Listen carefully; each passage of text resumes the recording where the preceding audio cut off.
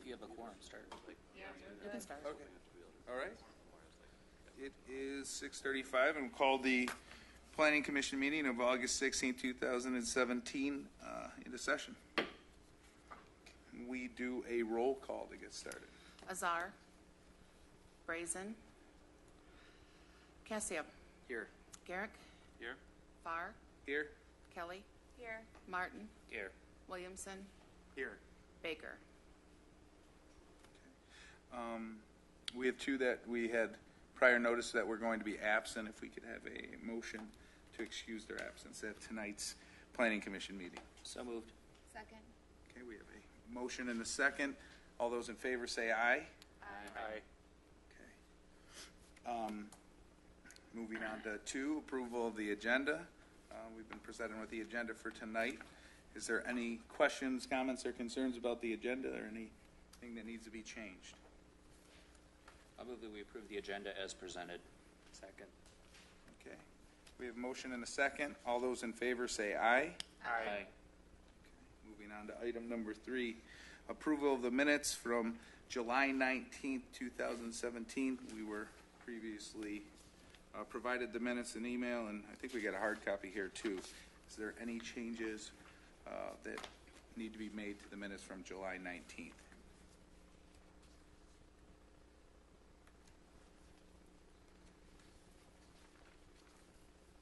I move we accept the minutes.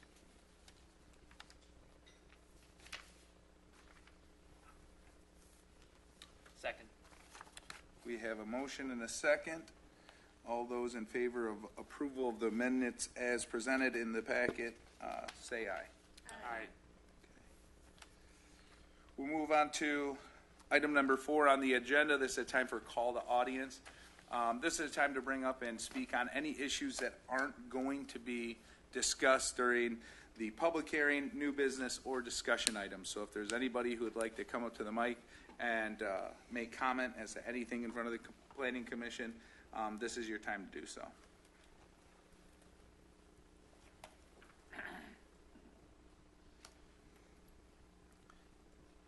Can you just please state your name and address? My name's Jeremy Urban. I own the head shop at 737 East 9 Mile Road.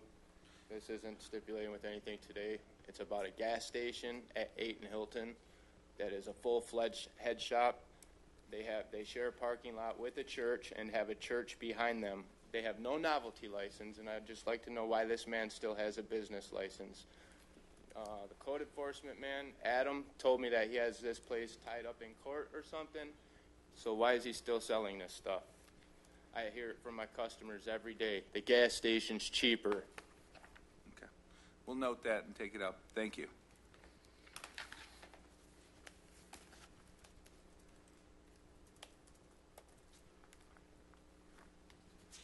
Seeing no one else, we'll close the call to audience, and at this time we'll move on to the public hearings for tonight. We have 2. First being in regard to 1921 Hilton Road, Oasis Wellness, a special land use, and the second being regarding the recreation vehicle ordinance. We're going to open the public hearing by having staff address everybody. We'll follow that up with, for Oasis at least, the owners will give a presentation on it, and then we'll open it up to the audience, and then we'll come back to the Planning Commission. Good evening. Thank you. I can just give a brief overview as well, just on, I know there's a number of agenda items this evening, so the only 2 items that, or the only 3 items tonight that the Planning Commission will actually make recommendations for are the first 3, the 2 public hearings, and then the payment in lieu request. The other items are for discussion only, just in case anyone is interested to hear if those items will be voted on tonight. The discussion items aren't able to be voted on, and those would come back for further consideration, whether it be for special land use or site plans. But just a bit of housekeeping there. So regarding this item, 1921 Hilton Road, the applicant is here this evening. Originally submitted a special land use back. The actual medical marijuana application for a provisioning center was submitted in 2015 and then was before the Planning Commission for a special land use and site plan approval at the January 14th, 2016 meeting. The Planning Commission ended up tabling the special land use request due to some questions regarding parking, some on-site circulation issues that were present there, and just clarity on some of the business operations. So since that time, the applicant had submitted a revised business plan that was vetted by staff, including the police chief and city attorney, just revising some of the business plan operations and security concerns that were talked about at that planning commission meeting last year. Also, since that time, the applicant secured some shared parking agreements with adjacent businesses to address the parking shortage on site. I'll talk more about those shared parking agreements and the requirements that go with those to come. Just to provide a little bit of clarification, this application is the fifth of 5 that council had allowed to go through the existing medical marijuana process, ordinance and application process. Last year, council had put a halt to any new applications, essentially, to get an understanding of how those businesses would operate in the city, to determine how many would be the adequate amount in the city. Since that time, only 1 of the 4 that were approved opened for a short period, mostly by appointment only. So the goal was to get some metrics and an understanding of how that affects public services. Unfortunately, the operation wasn't open enough for us to really get much data on that. But city attorney and council still would allow this 5th application to go through the process under the existing ordinance. And currently, since the state had passed new regulations and updated regulations for the medical marijuana businesses proposed in the city, staff and city attorney, police, fire, everyone's been proposing a draft ordinance. So last month we had a workshop with city council. No action was taken, but it was an overview of what staff had felt would be a reasonable ordinance for these types of businesses. We talked about a number of things at that workshop. Council in the end had decided that more information and research could be done, and so gave staff more time. So it'll be likely in September or October that we come back with another workshop, and then, of course, after that, if council approves of the general direction, then we would come back to the planning commission and then eventually city council for a draft, for an updated draft of the new ordinance. If I may, through the chair, how does this application then align with the draft ordinance you presented? Sure. Much of the regulations that we put in the draft ordinance are similar, such as the parking requirements, distance from schools, churches, parks. The zoning districts would remain the same potentially. This facility is proposed for a limited industrial M1 district. That's what's kind of being shaped for the next ordinance as well. The main difference, at least initially, staff proposed having 3 provisioning center facilities in the new ordinance. That hasn't been finalized or determined yet, but obviously there's 5 proposed under the existing ordinance, so that would limit the future to 3 if council so choose and planning commission so choose in the future. This actual application isn't seeking a parking waiver, but has shared parking agreements. So in the new draft of the ordinance, it was mentioned that if there's a waiver suggested, that those facilities would not be considered, but shared parking agreements would, at least in the current draft. So at least if this facility did go through the proper application and submittal process, which we have not ironed out yet, then they would meet the general qualifiers under the existing, at least zoning issues. I think some of the business plan would have to be updated. Actually, the applicants did submit a business plan earlier this year that was more in line with the new ordinance, and we took a step back and said, you need to fit within the existing ordinance, not what the state's proposing, because if you do not get approved, we're not going to have you have a special land use that's approved when you haven't went through the true process that'll be in the future. Thank you. No problem. So as you saw in the packet, I did just go through a quick land use review. This is very similar to what was done a year ago, but since there are some new planning commissioners since that time, I'll go through a few of those considerations. So this is a special land use and site plan. Planning Commission does have recommendation power to move this application on to City Council if they so choose, and then the Planning Commission does approve the site plan. Regarding the site in general, so medical marijuana facilities, their parking requirements are similar to a retail operation, so one parking space for every 250 square feet. The applicant's providing 8 of the required on-street or off-street parking spaces on site at the south of the building. They are required to have 11 total. That deficiency is met through some shared parking agreements with 1955 Hilton adjacent to this property, and that would be an additional 8 parking spaces. They also have an option to do another parking agreement with Unique Metals, which is connected to this building, and they have 4 extra spaces at their facility as well. So at least if all of these shared parking agreements were to come to fruition, that would equate to 23 spaces for the facility within 500 feet. For any shared parking agreement that is approved by the Planning Commission, those are required to be registered with the Oakland County Register of Deeds. So that is binding with future uses and something to consider for those business owners. The site also would obviously be needed to restriped and sealed. And there's some damage to the existing asphalt there, so the conditions would need to be improved. Regarding waste receptacle, that's usually something that comes up with each of the past applicants. There's not a proposed waste receptacle, at least on site. I believe all waste is supposed to be taken care of internally, but I'll let the applicants kind of get into more of that aspect. Generally, there's just it's an existing building, so there's some minor lighting improvements that would be made through wall sconces.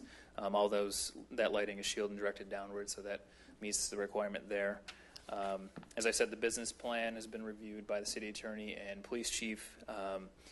With each of the facilities that have been approved previously, the police chief has been very hands-on in security and the operation of how those would be proposed with specific lock boxes for each vial of medication that would be distributed. So anything that's in the security plan, the police chief is very involved with that next step should any plan move forward. Applicant mentioned in their business plan that you cannot count on-street parking to be part of the overall parking calculation, but there are parking spaces on Hilton that are striped and available to any business on Hilton. Other than that, generally the revised plan met the requirements of the medical marijuana ordinance. There's some additional additional information in your packet, including the business plan. And then as part of the public hearing, I did receive a couple of letters, which I included in the packet.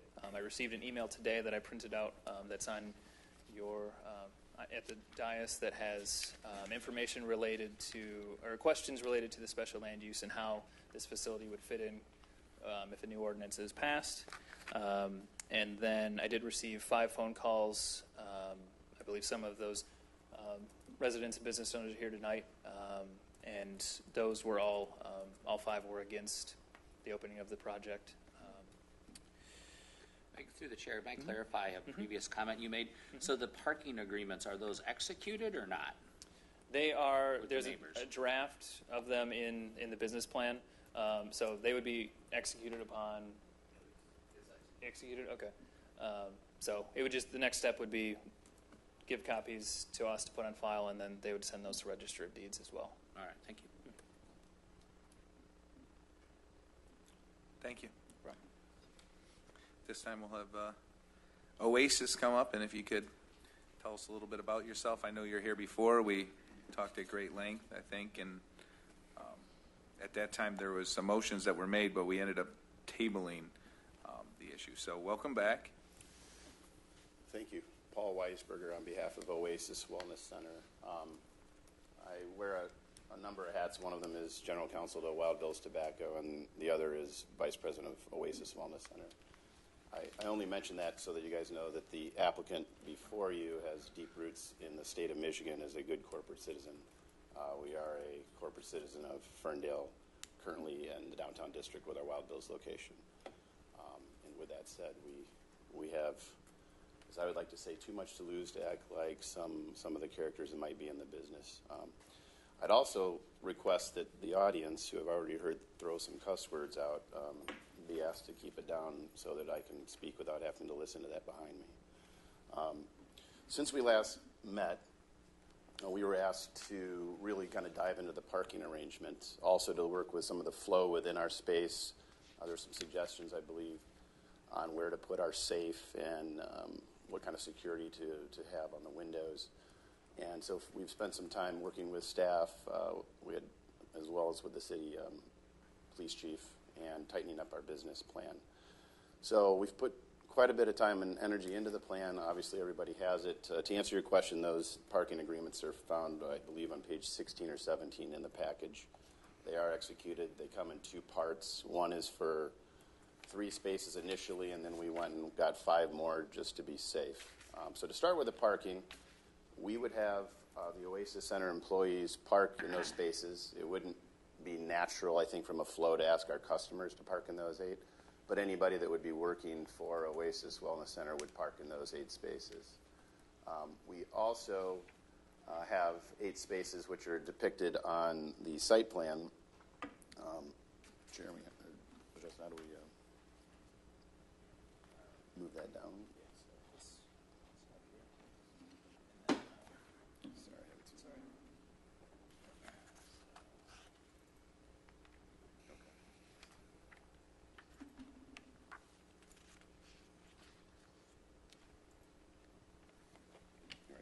So as you can see on the site plan, I understand you guys can see it from your desks at different screens. There's the parking down at the southern end of the site. One of the other requests was that we, even though we have those spaces there, how do we know that those are going to be Oasis Wellness Center spaces? So we did enter into an amendment to the lease with our landlord to designate that those spaces would be ours and they would be signed accordingly. He listed 9 in the amendment, but we've only got 8 spaces there because of the handicap parking. Those are the spaces that we have the right to, meaning we have 8 to the north where employees would park. We have 8 to the southern end immediately adjacent to our space. That's 16. We're required to have 11. So we have a surplus of 7. So I hazard to start mentioning street parking, but I will mention it because it's there. I drove in tonight and there wasn't a car parked on Hilton next to our property. There were a few cars parked down the street on Vester, and even a limited number of parking on Rosewood to the north.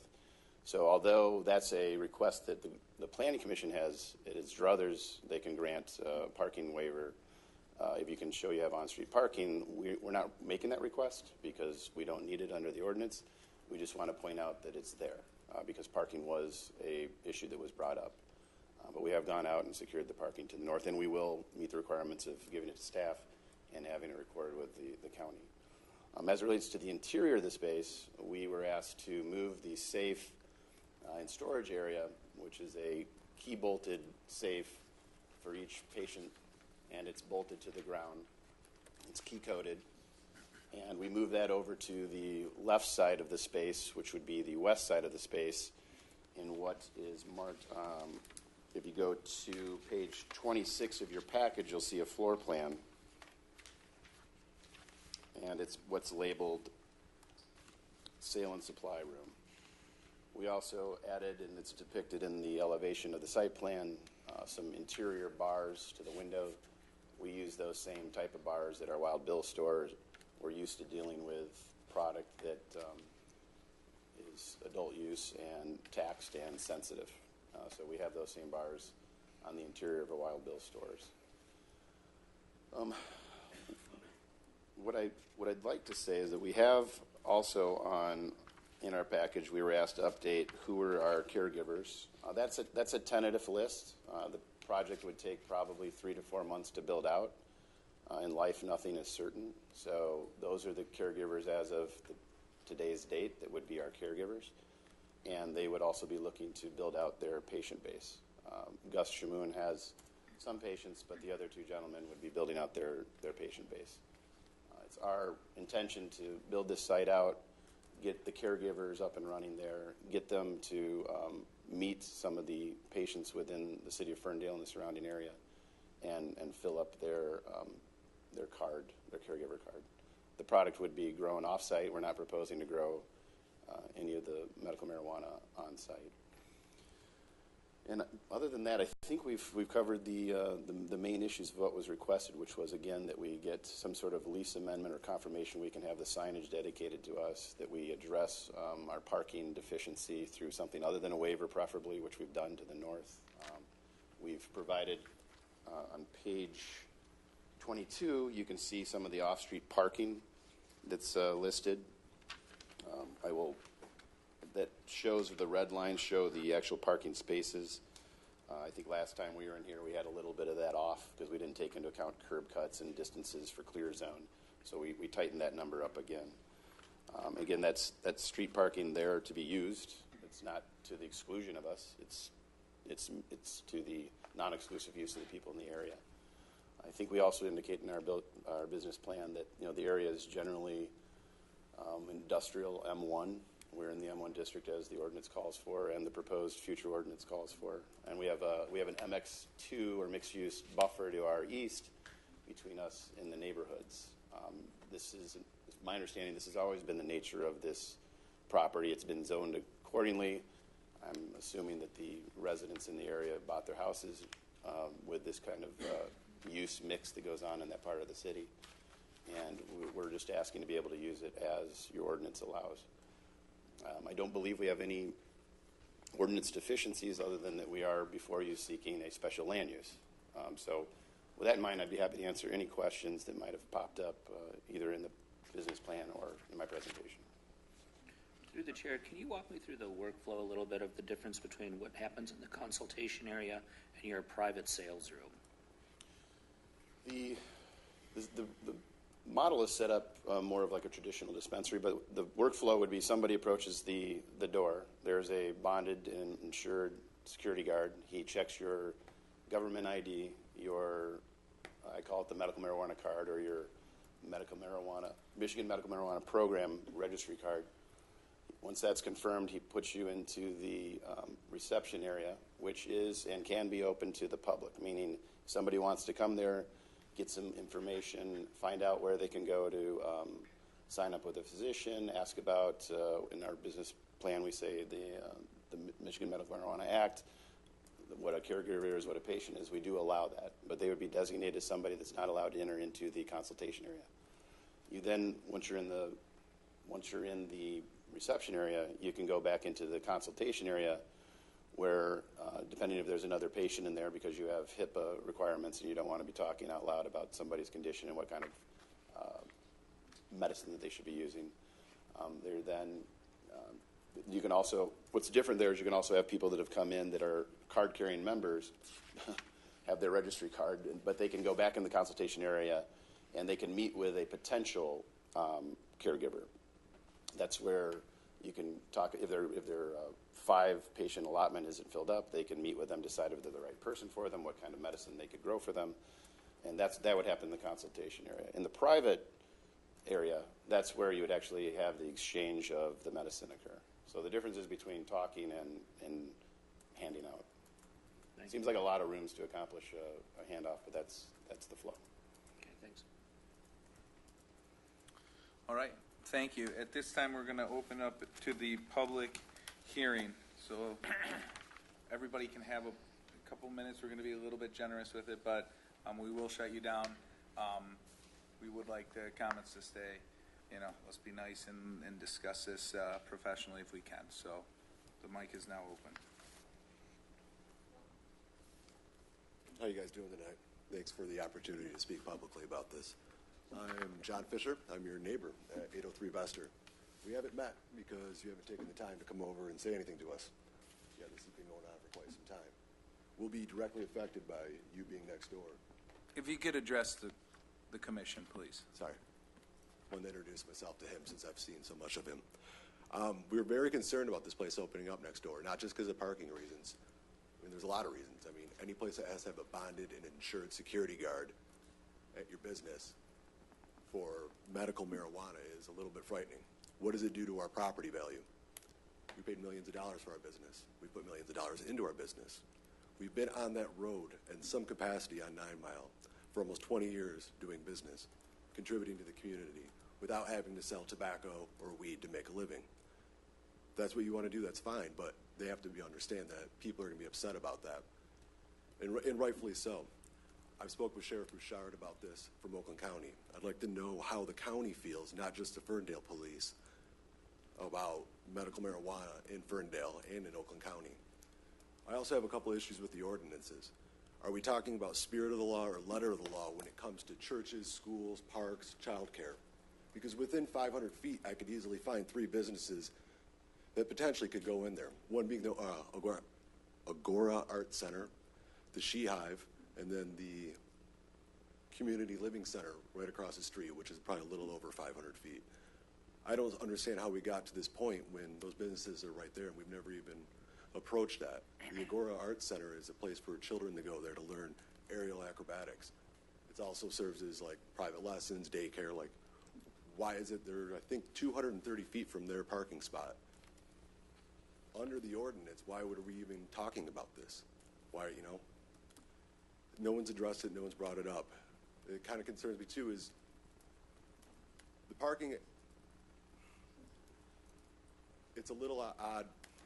You'd have to be at the business to see how many, it's an alley, Vester Street, I don't know if anybody is familiar with it. So you have trucks coming in and out all day long. I'm not saying somebody can't have a business there, but I don't understand how large is their business planning on being if they want to continue growing. Is it going to be the right location for them if they say the business flourishes? There's still not that much parking as it is.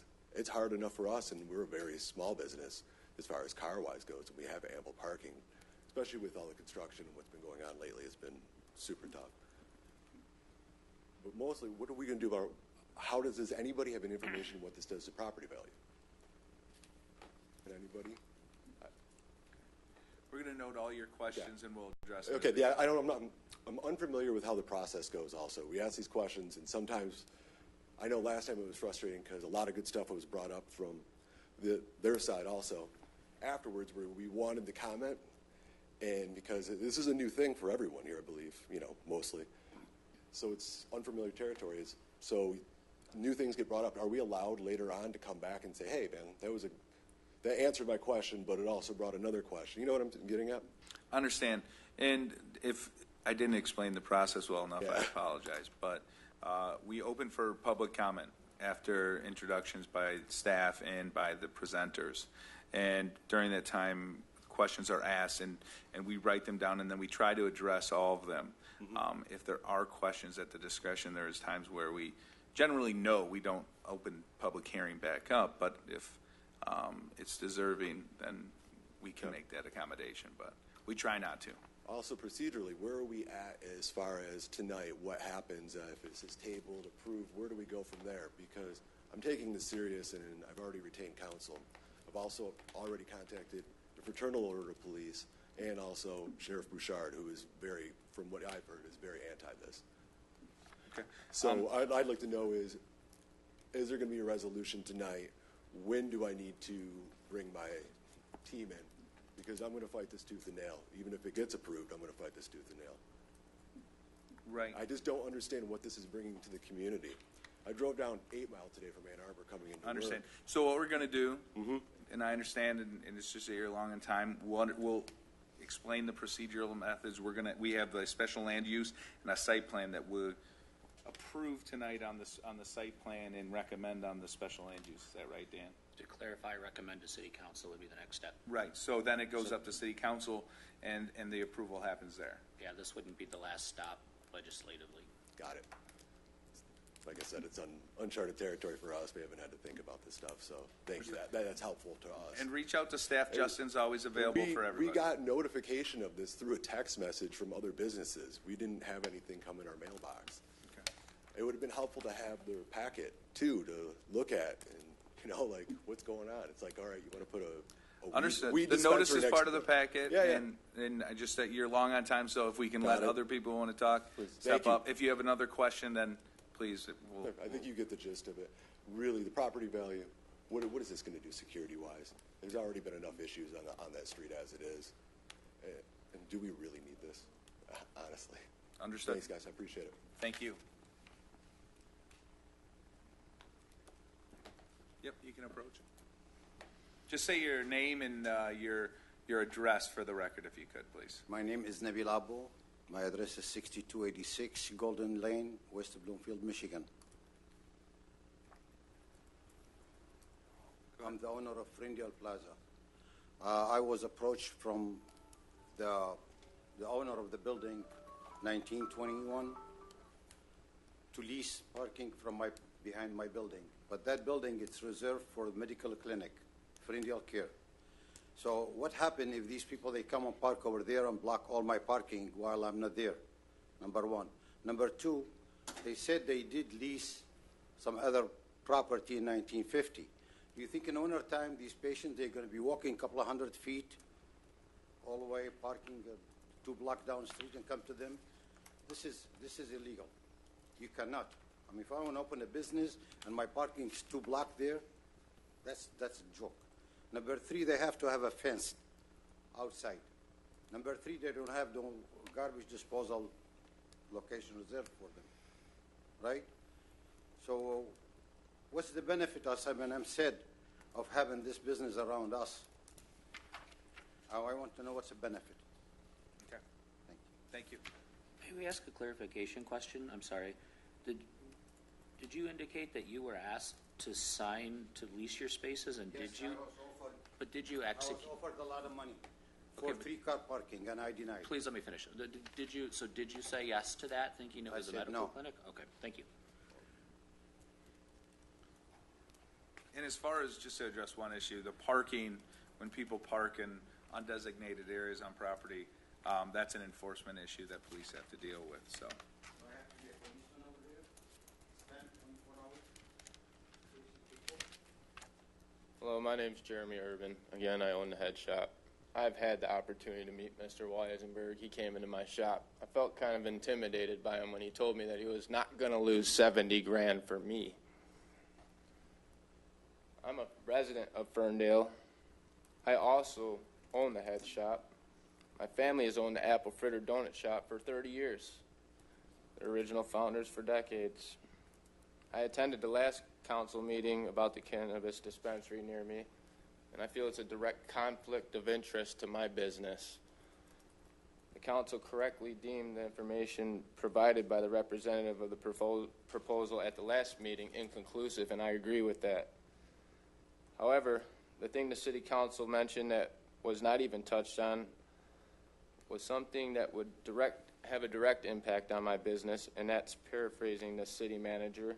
The new location would be able to sell devices, meaning water pipes, vaporizers, papers, all of which I am entitled to sell as a novelty shop. That would be for them to go there and buy that from them just because they have marijuana in the store will shut me down. That's 90% of my inventory. I am deemed a novelty store by the council. The cannabis dispensary is not a novelty store. By the proposal presented by the council, this becomes a direct conflict of interest. If you were to approve the plan along with him and 2 other dispensaries, the city council spoke of selling devices, this would be a minimum of 75 customers of my business going elsewhere. Also, he would not need to advertise. My marketing and advertising will be nullified for myself and beneficial for him because he has a green cross on his door. Due to that fact, and Due to the fact that he sells cannabis and your proposal allows him to sell devices, this establishment is less than 150 feet from my back door. I've made a substantial investment in this community, and my business is successful. Wild Bill's does this to businesses on the regular who become successful. I have 2 other stores tanking, one on John R. and one in Woodward. People come to me for water pipes now because they don't know what they're doing down there. I mean, this is not acceptable. To be clear on my position is that no medical dispensary in the city should be allowed to sell any novelty item, accessory, or device. That's what I'm allowed to sell according to my business plan and business designated by the city and granted to me. In closing, I would like to touch briefly on the other problems I observed at the last meeting we had. The residents and business owners were not notified properly, and neither was he this time, and he's the neighbor.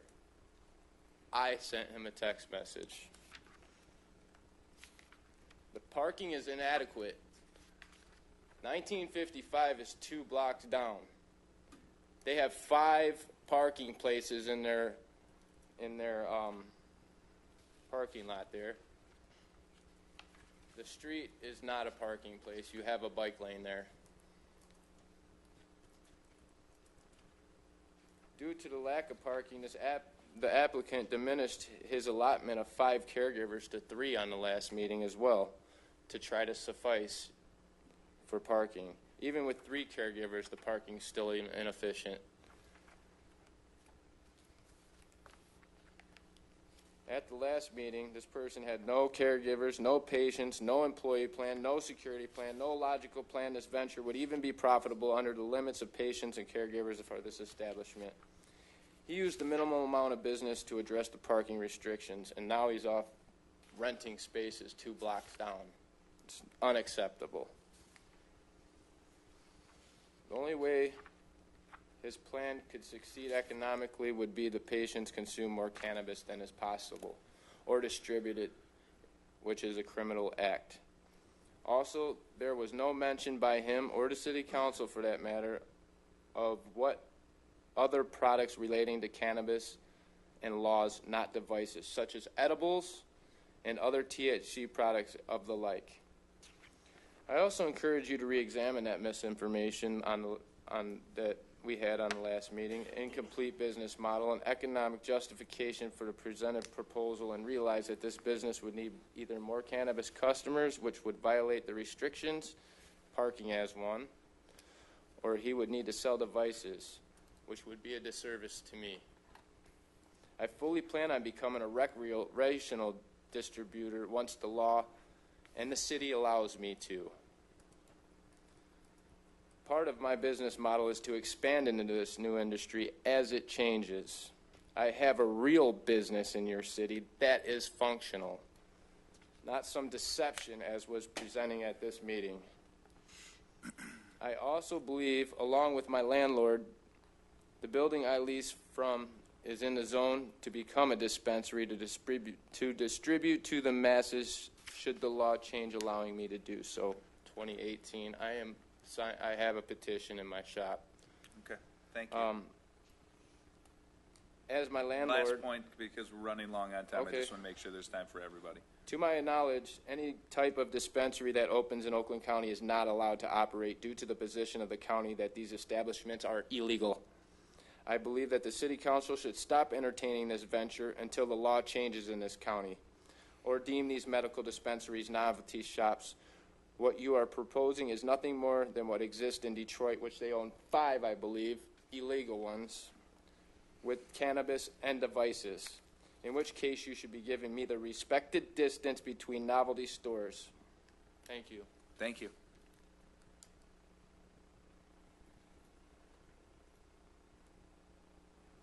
All right. Is there anybody else that would like to speak on this issue? If you've got some more comments that come up. Thank you very much. Hi there. Thank you. I'm Robin Schneider. I'm the Executive Director of the National Patients' Rights Association. I'm also a stroke survivor, and I used CBD forms of medical marijuana. My address, 216 North Chestnut Street, Lansing, Michigan. It's where our offices are based out of. I'm a stroke survivor. I used CBD forms of medical marijuana in a capsule to treat my stroke. I had 4 kids, and women who have twins and lots of children are more susceptible to having episodes such as stroke. And it left me with numbness on my right side of my body, cognitive impairment that I had to work really hard to rebuild, learning to drive again, type again, walk again. I had vision problems, audio, echoes, things like that going on. And so the CBD was really helpful for me personally as a patient, but one of the things that I found is accessing it in a safe manner is not always easy, especially when you're a mom and meeting someone in a parking lot or trying to go find it is not always the easiest thing. So I'm encouraged to hear that you guys are working on the possibility of opting into the new MMFLA because I think it's a safe and regulated program. With that being said, 6 years ago, I drafted the first draft of the MMFLA and went and found Representative Mike Halton and took him the bill and told him my story, and I asked him to please sponsor the legislation. Talked to him about some of the patient issues that patients were having, not knowing if the medicine had been tested, inconsistency with dosing, how much THC per CBD is in each medication, and it was always hit and miss if you could find the same thing consecutively. Sometimes it was a different product.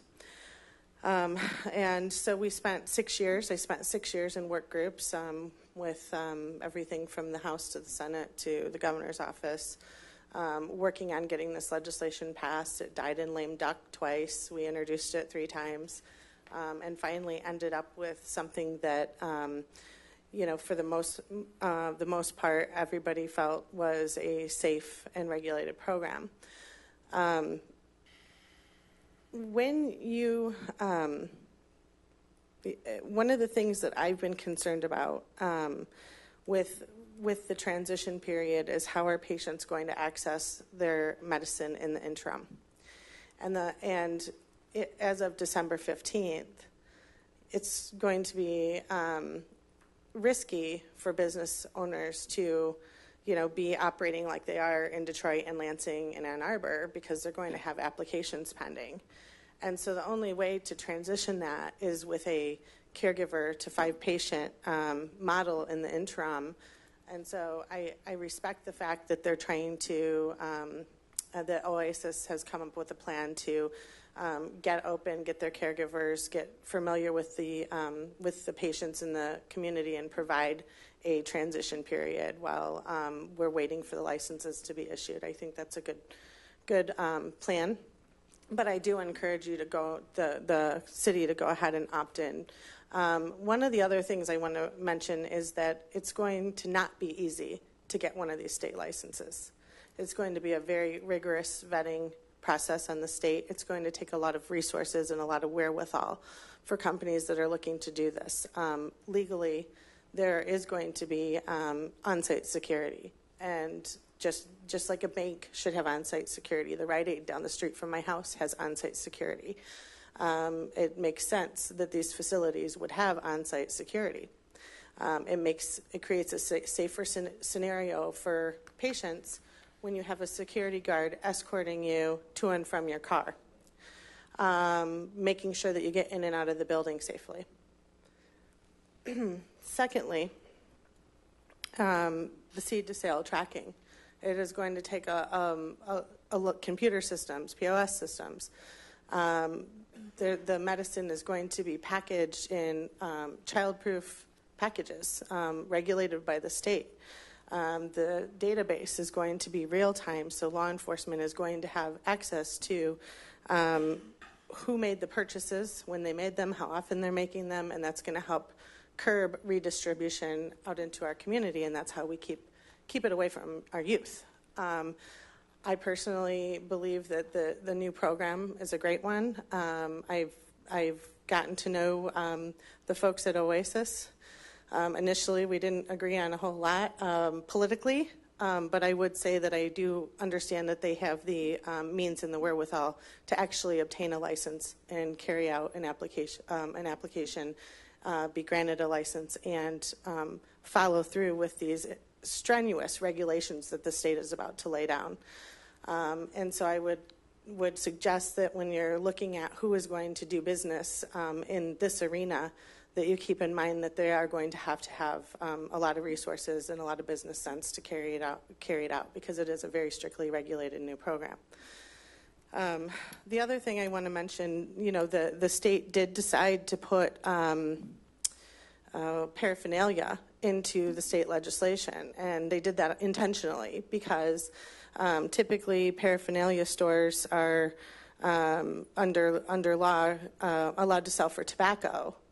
And that's fine, but there's some question as to whether they can sell it for marijuana. Marijuana is still illegal in the state unless you have a card. So they wanted the patients to be able to not only access their medicine, but also get access right there to the devices they might be using and be able to be taught how to use them for medical purposes. Which is not my understanding of what a existing pipe shop does. So I think there's a little bit of a difference there, and I think it's unfortunate that there's some competition going on. I think that happens in America, and so. Do you have any questions for me about the program, about the transition period? Not at this time, no. Okay, all right. Thank you so much.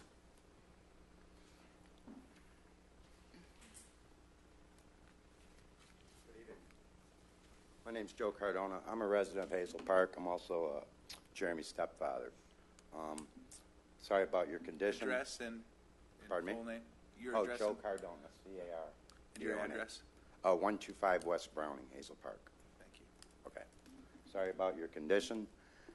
I really don't understand what this is about. This is a caregiver-patient situation. This young lady's talking about the benefit of this. This already exists through the patient-caregiver model that's existing everywhere. Back to the point of the dispensaries, as the young man mentioned, take a drive down 8 Mile. They're every block. It's doing nothing for those communities. The religious people in those communities are fighting this for their kids, for the neighborhoods, for the schools. To sit here, I question whether this woman might be a lobbyist or promoting something. What, I don't know. I didn't appreciate the time you gave her and not your own residents. Again, I don't see the point of this business model. As my stepson said, if any of you know anything about medical marijuana, it's about distribution. Caregivers have X amount of patients. They're allowed to grow X amount of product. This will lead to something other than this. Trust me. That's all I have to say. Thank you.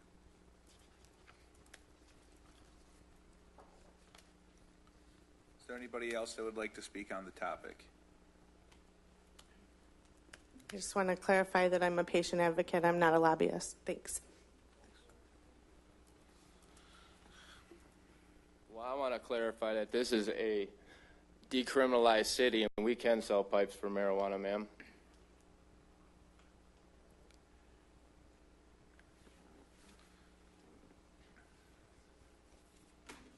My name is Brad Detweiler. I live at 1356 West Marshall. Welcome. Thank you for having me. I was the one who sent Justin the email with the 4 questions on it, so if anyone needs another copy of that, I have them.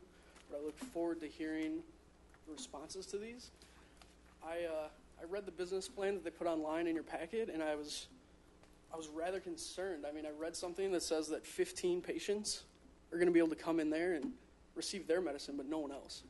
And it just seems like they're getting ready for something in the future. Like she was talking about the MMFLA, which their business plan does not meet. It does not come anywhere near the level of strictness that she was speaking to earlier. And I just want these to be figured out, because why open something that has a 4-month window of usefulness?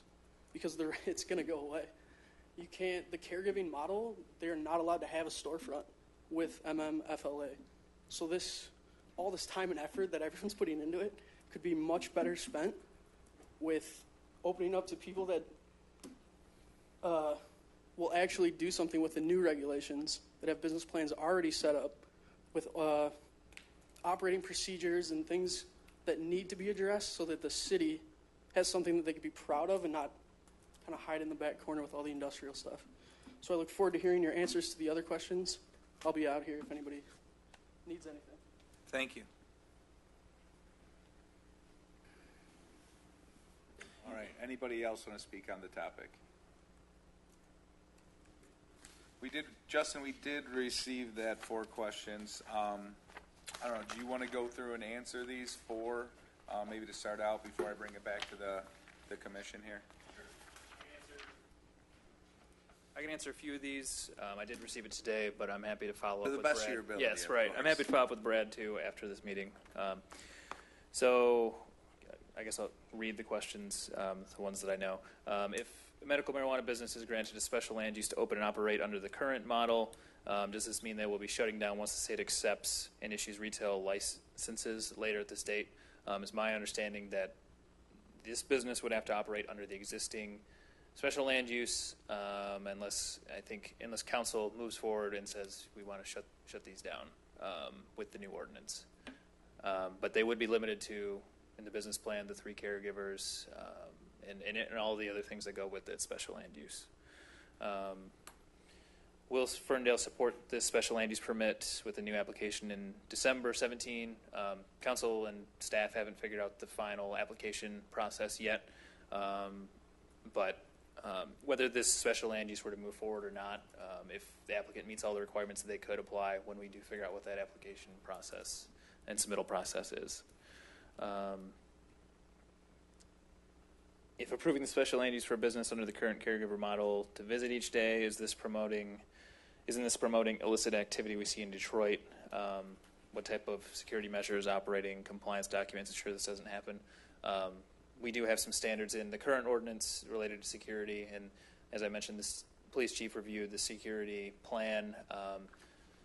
So far, only one has opened, and the police chief, his plan was to do visits unannounced and make sure that things are locked up where they're supposed to be, that there's only a certain number of caregivers, and I believe that there's a registry of the patients. I don't know how often that happened, but he's pretty diligent with these things, so I think he would be holding these facilities to a high standard because he doesn't want them at all. When did the city allow for submission of medical marijuana business plans to decide who's the best candidate to receive city's support? I think the initial application process was 2013 or 2014 before my time, but I can follow up on that. The business plan doesn't cover many of the compliance or safety factors required. Under the new legislation, it's basically in line with what's the current city ordinance. So, like I said, a new business plan would be required for any new application.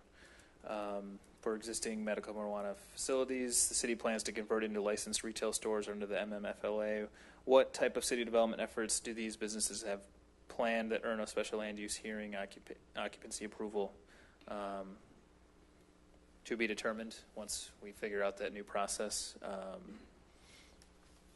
But some of the requirements, such as parking, like I mentioned, those were planned for in case. The difference in parking requirements between a medical office and retail facility, medical office is 1 for every 300 square feet, retail is 1 for every 250. So medical marijuana falls under the 1 for every 250. So it's already set up should the city end up adopting the new regulations. And then what type of community involvement, community fundraising, and educational support are they providing to operate in such an up-and-coming city like Ferndale? And that's, I think something that would have to be figured out at a later date. But, we are fortunate that we have a lot of businesses that do provide community support and fundraising, and hopefully any of these new businesses would do that as well. Other than that, just some comments on just Brad had mentioned that he just wanted to be sure that the city's best interest in mind and just that the city's not wasting time and resources. Thank you, Justin. We'll take it back to the Planning Commission. I guess I'll start, and this is to Oasis. How is the parking? It looks like your parking agreement is for 5 spaces to the north. I mean, is there going to be signage? How are your customers? I mean, I see that as an issue too. Yeah, well, I'm going to park in my at your presentation, place, or if I'm going to drive around the block to do it. not at all. In my presentation, I said that those spaces would be for employees only. That I didn't feel that there would be a free flow of parking for our customers to go from. It's about a 256-foot walk from the shaded area at the top of the screen where those areas are marked to the front door of Oasis, plus or minus probably 30 feet. So that is for employee parking only. So we do have control over our employees, trust me. Okay. So we would have them park there, and our caregivers would park there, and then the rest of it would be for down there or in street parking. And just to interrupt, procedurally, we are closing the public hearing now for the time being. Like I said, if there's a accommodated question that we may revisit it, but it is closed now. Sorry, go ahead. Well, that would be the answer to the question. Is it's going to be marked for employee parking. That would be, and we'd have our employees park up there. And I know the public hearing is closed, but I would welcome an opportunity if somebody would be willing to listen to me to go through a number of complete misstatements that were made, because it's nice to go first in your presentation. It's bad to sit back and listen to misstatements or non-factual statements that were made. And I'm not getting into the trenches. I'm talking about site plan issues, not conversation. We've been provided with a lot of the material, not at this time, though. We'll address the questions that were raised in the public hearing. And through the Planning Commission, questions that you'd like to ask.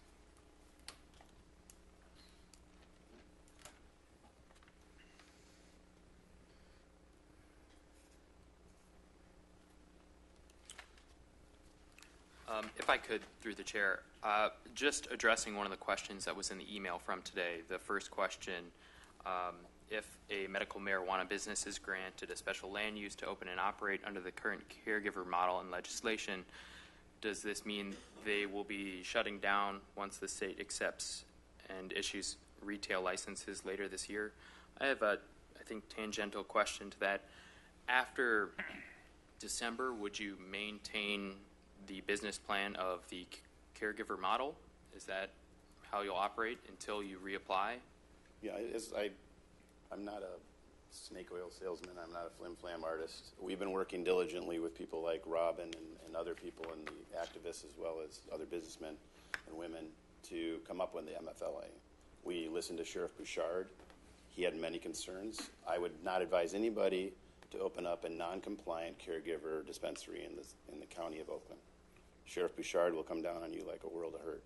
So will the city of Ferndale's police chief. I enjoy my freedom. I'm a bar-carrying licensed attorney, and plan to stay free and enjoy my life with my kids. So, to answer the question, we are here before you as a caregiver, a licensed applicant, and a special land use request. Do we have the intention of being located all the distances away from the proposed draft ordinance? Making sure that we're 500 or 1,000 feet from schools. Do we plan on applying for a license to operate? Yeah, MMFLA, it's a lot to say. Provisioning center, they're not called dispensaries now. Absolutely. And we plan to do that, and we've also analyzed the parking. The parking, as Justin said, is actually would be in compliance with it under the same formula. So because we meet the parking with a shared agreement, and because we're in the M1 district, and because we're separated from other potential provisioning centers that have been before your community and other sensitive uses like schools, we didn't choose this location by accident. Your ordinance said we had to go wherever we wanted to have a caregiver license. What we plan to do is have Oasis name up on the outside of the building. There's no green cross or marijuana leaf. And we plan to get to know the community a little bit.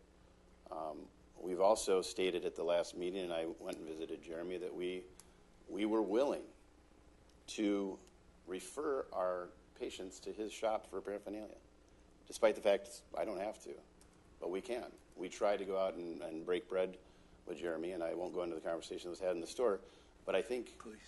Please don't. I won't. But if you can read between the lines, both the landlord and Jeremy have both stated in letter format and verbal that they intend and they want to become a recreational dispensary. Your ordinance, your draft ordinance, probably is not going to allow it in the commercial district. So please take whatever they say with a grain of salt. I respect businessmen protecting their turf and their opportunity, but we chose an M1 property. They could have rented this place for the last 2.5 years like we have. They didn't. We're before you with meeting your criteria. Your staff has recommended that we do meet and can comply with the criteria. We're asking for a positive recommendation to the City Council. Thank you. Justin, I have a couple questions. As far as the ordinance and the distances, there are some questions regarding do they meet the requirements as distancing themselves from the other businesses and other schools and such that they meet the ordinance? They do. They do. There are some businesses that were mentioned, and I had spoken with John a little bit earlier just about the definition of the ordinance. And the Agora Arts and those facilities don't fall under the ordinance of what we're talking about. Licensed daycare, I think that's in the ordinance. None of those have popped up as licensed daycares. Otherwise, that would have been a consideration. Jeremy had mentioned the novelty shops. When his business was approved, it was required to be 1,000 feet from other novelty shops. When this ordinance was drafted, the original ordinance, there was no mention of novelty shops in the distance requirements. If council wants to consider that in the future, I'd suggest you take that up with them. But that's at least under the current ordinance, that's not a barrier or distance requirement. Through the chair, I'd like to follow up on that actually. When I look at the definition of novelty store in section 24.458 of the Ferndale zoning ordinance, it says a retail establishment which includes as part of its merchandise for sale to the general public equipment, products, or material that may be used as drug paraphernalia, including pipes, bongs, clips, scales, sifter, rolling papers, spoon, and other items that may be classified and defined as drug paraphernalia in the public health code. Has there been any discussion with the city attorney as to whether by permitting the sale of any of these items within a medical marijuana facility, that facility necessarily falls under the definition of novelty store as set forth in the ordinance? We did initially talk about it when the application came in last year, or I guess 2 years ago at this point. And under his interpretation, it didn't cause a conflict between the two ordinances. It's not to say it couldn't be something put in the new ordinance, but at least under this current ordinance, his interpretation was not that it was a conflict. You don't happen to have the definition of what a novelty store is, do you? That's actually what I just read. Was that the whole statement or defining terms for what it is? Yeah, except for as defined as drug paraphernalia in the public health code, being MCL 333-7451 as amended. Okay. Under our current ordinance, we prohibit the sale of, under our medical marijuana ordinance, Ferndale's, is the sale of paraphernalia prohibited? I don't believe so. I would have to double check. I don't believe so. That was in the business plan reviewed by a few of us, and I don't believe it is. Okay. Yeah. It's limited to the sale of those specific patients. So in this instance, the 15 patients would be the only. I was just trying to remember when they came in front of us. I know we had a flurry of these for a while there, and I thought there was a prohibition on sale of paraphernalia. And I know use is obviously restricted and stuff like that, but.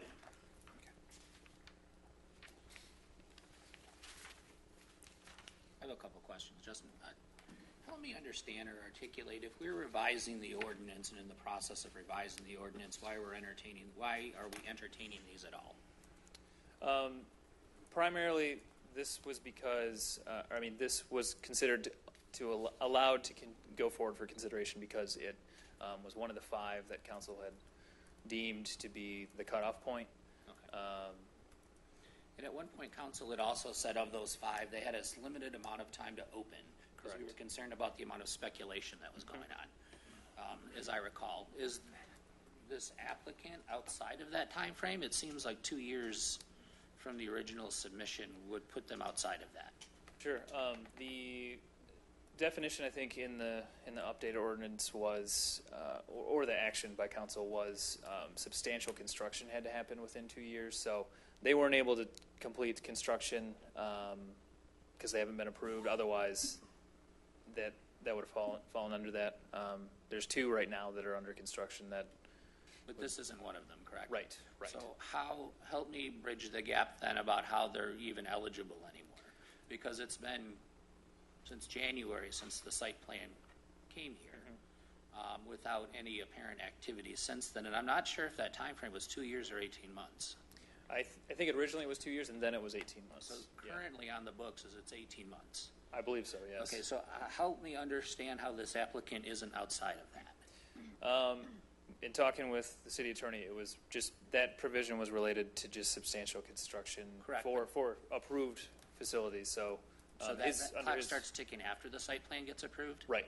I see. Okay. Yep.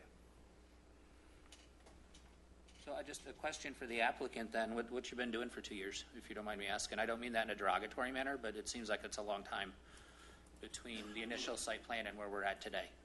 Well, we've been meeting with city attorney, city police chief, meeting with and getting our parking arrangements done. We've submitted revised plans.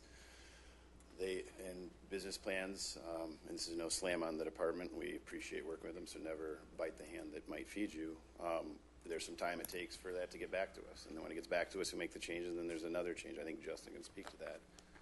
And then we had a notice up for a meeting, and then there was a deficiency in that notice, so we were pushed out again. So there's a whole concoction of things that make up the situation. Okay, thank you.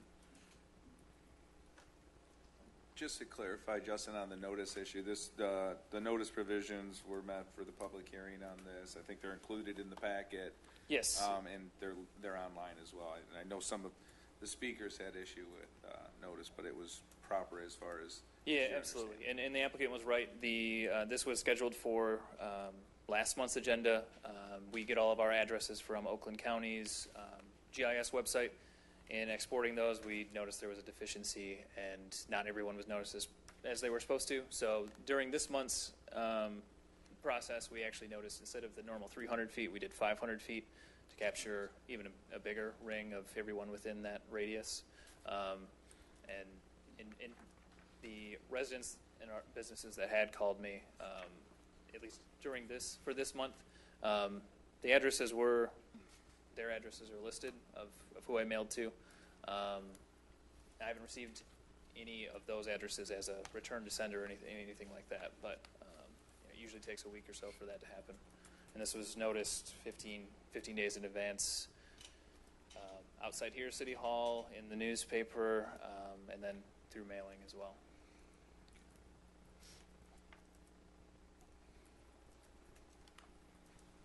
Do you know if there's been any interaction between the county, at least at the level of sheriff or anything, and obviously our chief of police? Sounded like from the applicant there was discussions. Do you know of anything that you could?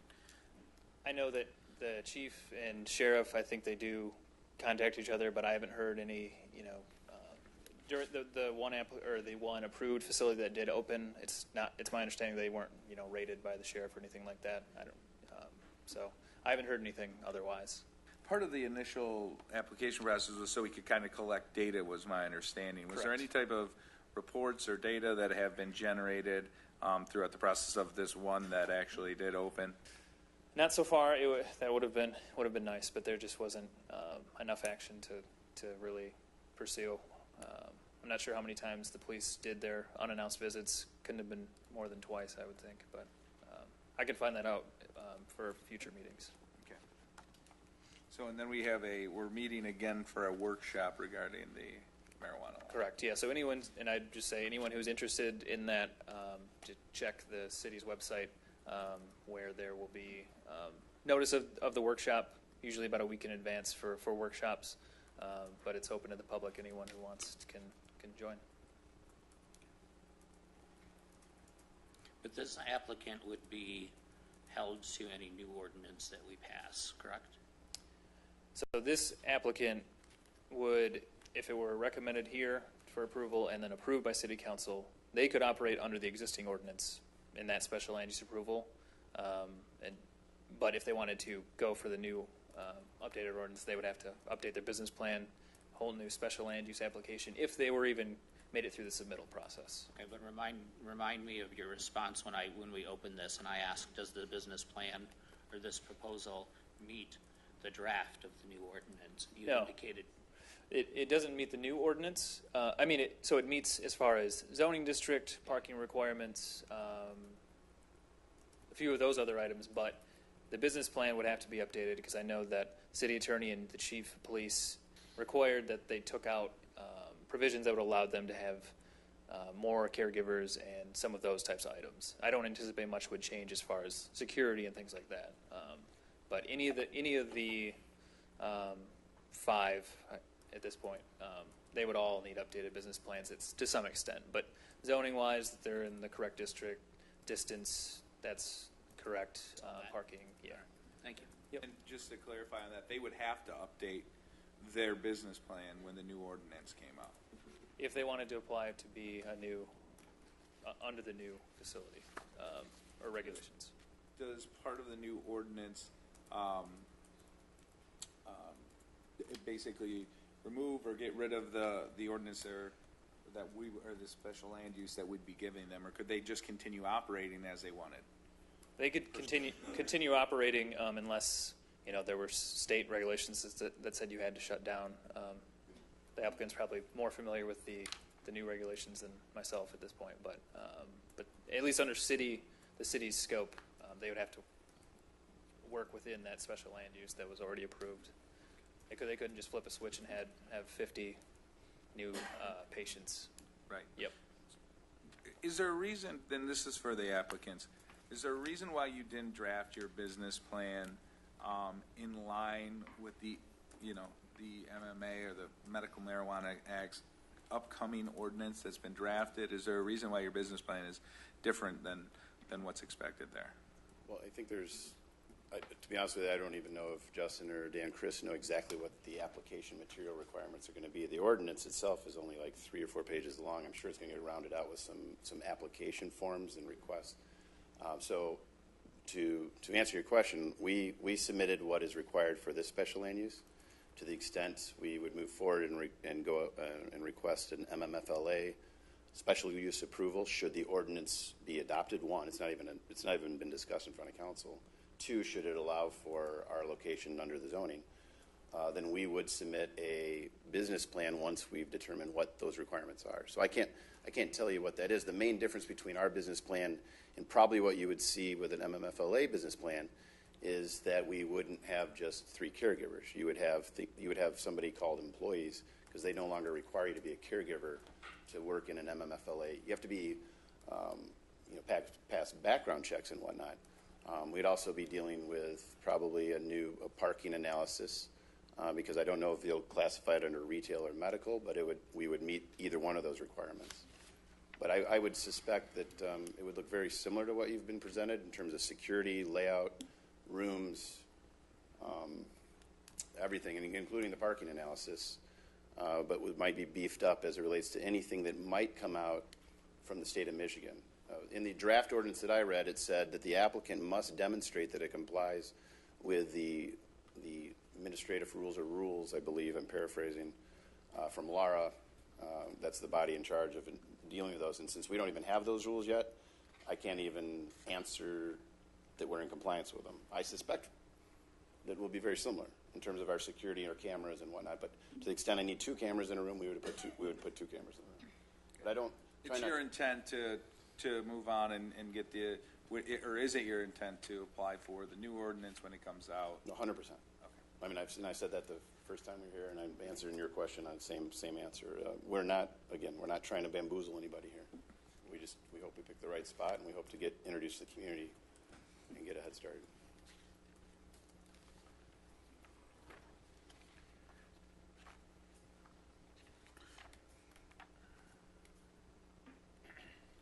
Any more questions from commission? I have a question for Justin.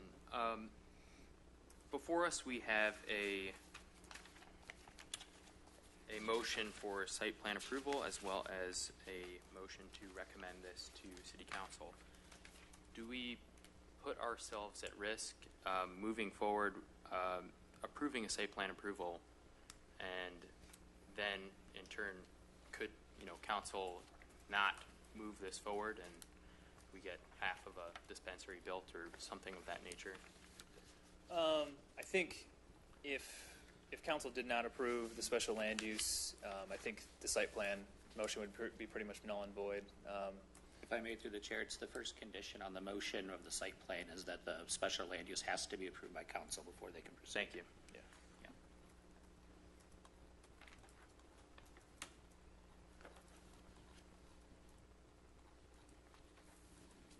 And to follow up on that, Justin, when it comes before council, the same notice will go out to the neighbors, correct?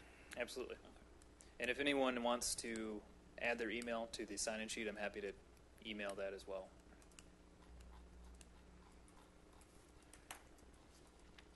So if I may, for purposes of discussion, I'd like to move in the matter of 19218 Hilton Road, the Planning Commission recommend to City Council approval with conditions of the special land use based on plans and application dated received the Planning Department on March 28th, 2017, and such the findings and subjects to the following conditions that are listed in the packet. All right. We have a motion by Commissioner Martin, Councilmember Martin. Whoever. Both. Do we have a second? I'll second. We have a second. Can we do a roll call vote, or is there discussion item on the motion first, please? Yes, there is. I'll say this. Philosophically, I have no objection to the nature of a medical marijuana facility in the city. I think the citizens of the state of Michigan have clearly said that this is acceptable within the state. I think the citizens of Ferndale have clearly said this is acceptable within the city. What I am having a problem with this special land use application is that one of the findings that we are required to make in order to grant special land use is that the proposed development does not detract from, erode, or reduce the desirability or economic viability of any residential or business uses within 2,500 feet of the proposed use. Regardless of what the city attorney has determined, when I look at the definition of a novelty shop as defined within the zoning ordinance, which is a retail establishment which includes as part of its merchandise essentially any type of equipment that could be characterized as drug paraphernalia or paraphernalia that would be used for consumption of marijuana. And I look at the retail establishment definition, which is just a facility that offers merchandise and services for sale. I don't see how this doesn't fall under the umbrella of a novelty shop, at least to the extent that there is any type of equipment or paraphernalia that is being sold within the establishment. So regardless, my interpretation of the ordinance is different from the city attorney's interpretation, and my interpretation is that this facility, to the extent that it's selling any paraphernalia, should be subject to the same restrictions as a novelty shop. And I have to take that into account when I'm looking at the factors we have to find, or the findings we have to make to determine whether special land use is appropriate here. So for that reason, I have to oppose it. That said, everyone else is going to have to make their own decision. I do think this is an important point that has been raised by Mr. Urban, who's the owner of the novelty shop over here. This is very close to his facility, certainly within the 1,000 feet that otherwise would be required if this were being treated as a novelty shop under the ordinance. Thank you, Commissioner Williams. And I have to admit I share in his sentiment that, to me, I don't know if the city attorney's interpretation is correct. It seems that that's exactly what they're doing. They're holding for sale goods that fall under that ordinance, and therefore they have a much larger area that they have to take into account. I don't know if it can be cleared up at this point, so I think it is before us, so I will also be in opposition. Can I speak? We've offered in the past to, I mean, it's difficult to say this because Mr. Urban has not been extremely pleasant to deal with, but we have offered in the past, as a good neighbor, to forego paraphernalia. We even offered to put our cards on our counter and refer the patients over there. So to the extent there's 2 no votes tonight because of paraphernalia, and you guys have the right to have special conditions on a special land use, the applicant hereby declares that it will forego paraphernalia and submits its application revised. If a condition needs to be added to the approval that there shall be no paraphernalia, so be it.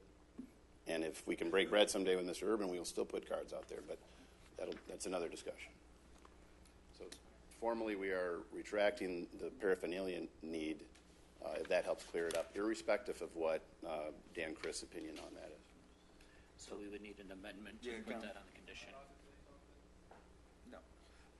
Councilman Martin, I guess it's your position if you'd like to add that special condition. Sure, I'll amend my motion to add condition 4, there shall no paraphernalia sold at the premises. Second. I would second All right.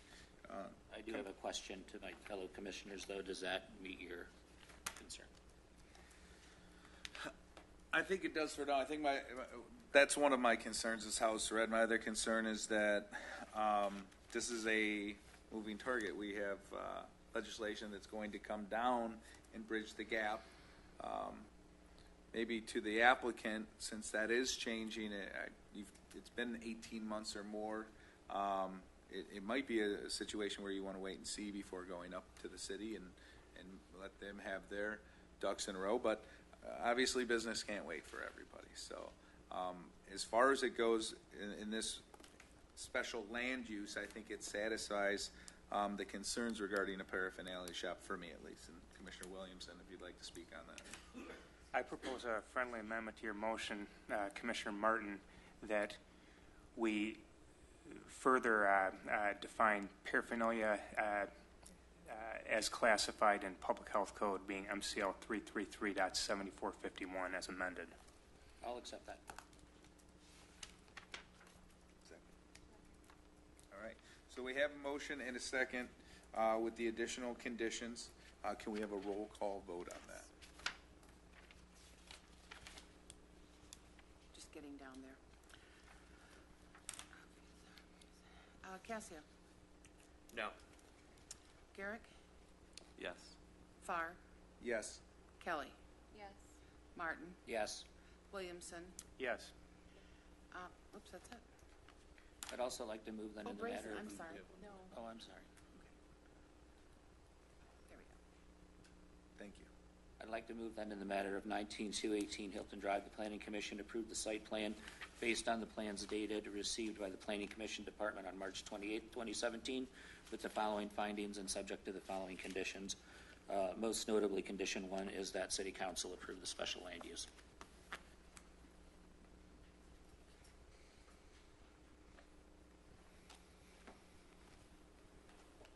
We have a motion. Do we have a second for that motion?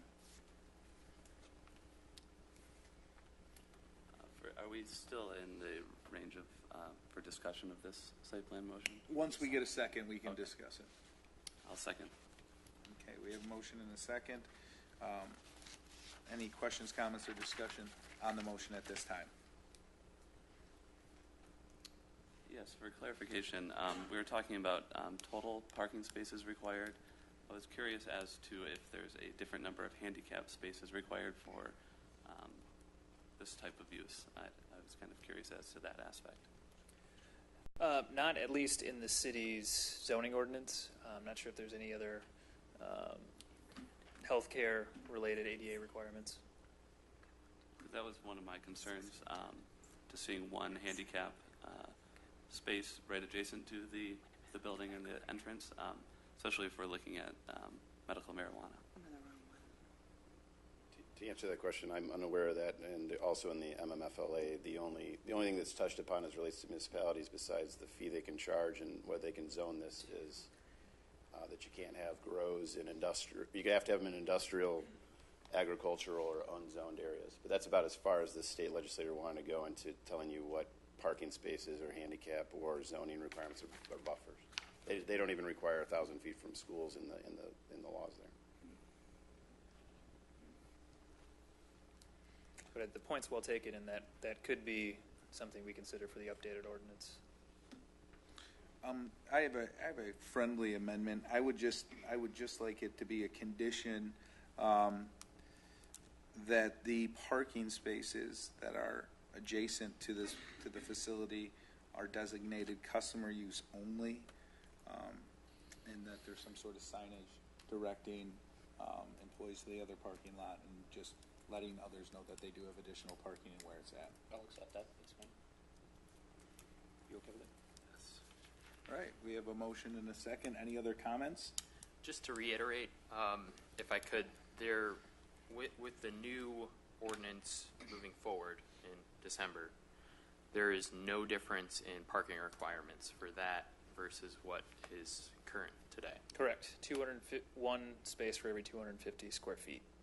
So it aligns with what our current retail requirement is. Okay.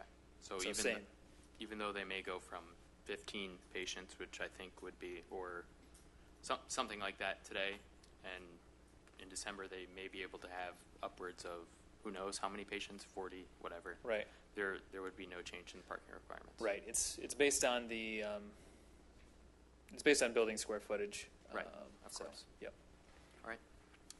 Through the chair, I was wondering about pedestrian circulation from the parking area to the south of the building over to, I guess it's the main entrance.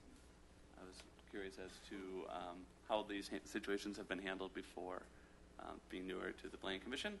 I know that kind of that pedestrian circulation from the parking space to the pedestrian circulation route, there's no sidewalk between the building and the spaces. I don't know if that's kind of restricted by the site here in the space or not. Yes, it's restricted based on the site. With a lot of the buildings in Ferndale, we kind of adhere to reasonable compliance and what's possible. So yeah, if this were a brand new building, they would have to have sidewalk separating the parking spaces.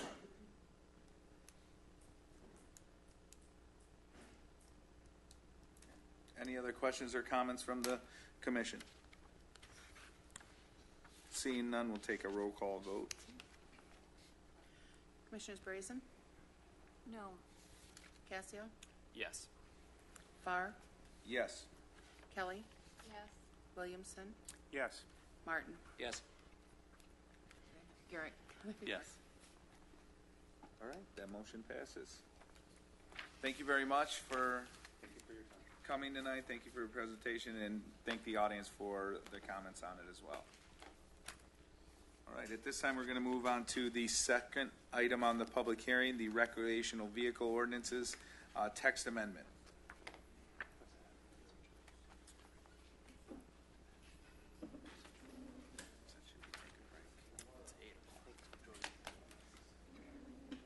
All right, thank you. Just a brief introduction. The Ordinance Review Committee, they took up this ordinance text amendment a couple of months ago.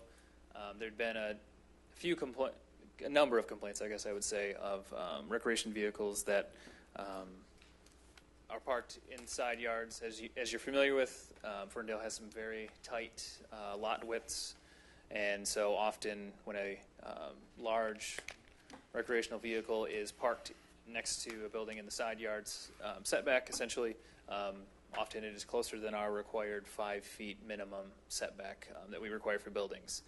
This was cited by the fire marshal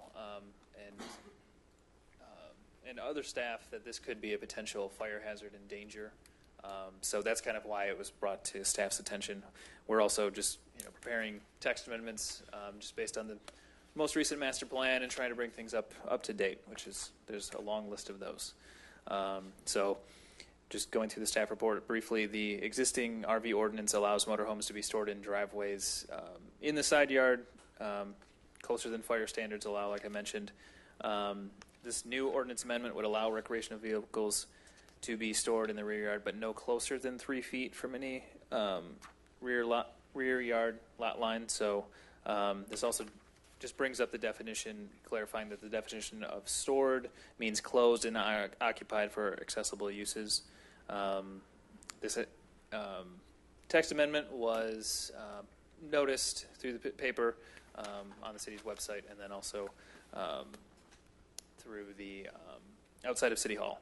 So Planning Commission does have the ability to initiate any text amendments that are in line with the master plan, and then any recommendation from the Planning Commission would be then sent to City Council for their consideration. Other than that, it's a pretty short staff report, but I'm happy to answer any questions. No, thank you. That was clear. Did we happen to get a copy of the fire ordinance that deals with the setbacks, or? I didn't include it, but standard for at least the residential zoning districts, the minimum side yard setback is 5. And that's talking about buildings. Right, for buildings, correct, yes. And to clarify, this has already been approved by the ordinance committee. Correct, yes. All right. Which I'm 50% of. Yes. Full disclosure.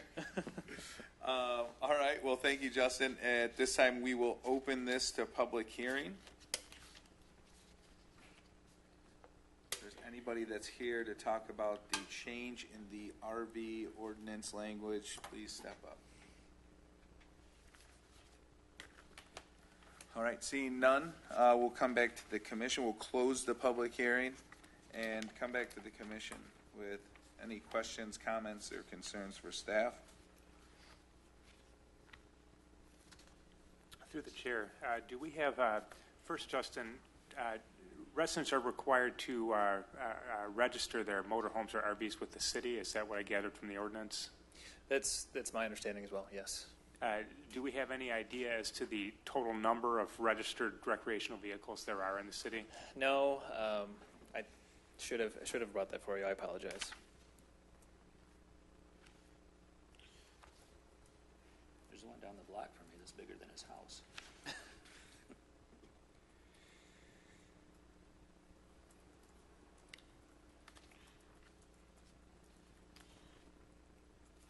I'm just, Justin, I'm looking for, maybe you can point it to me, like the true definition of recreational vehicle here.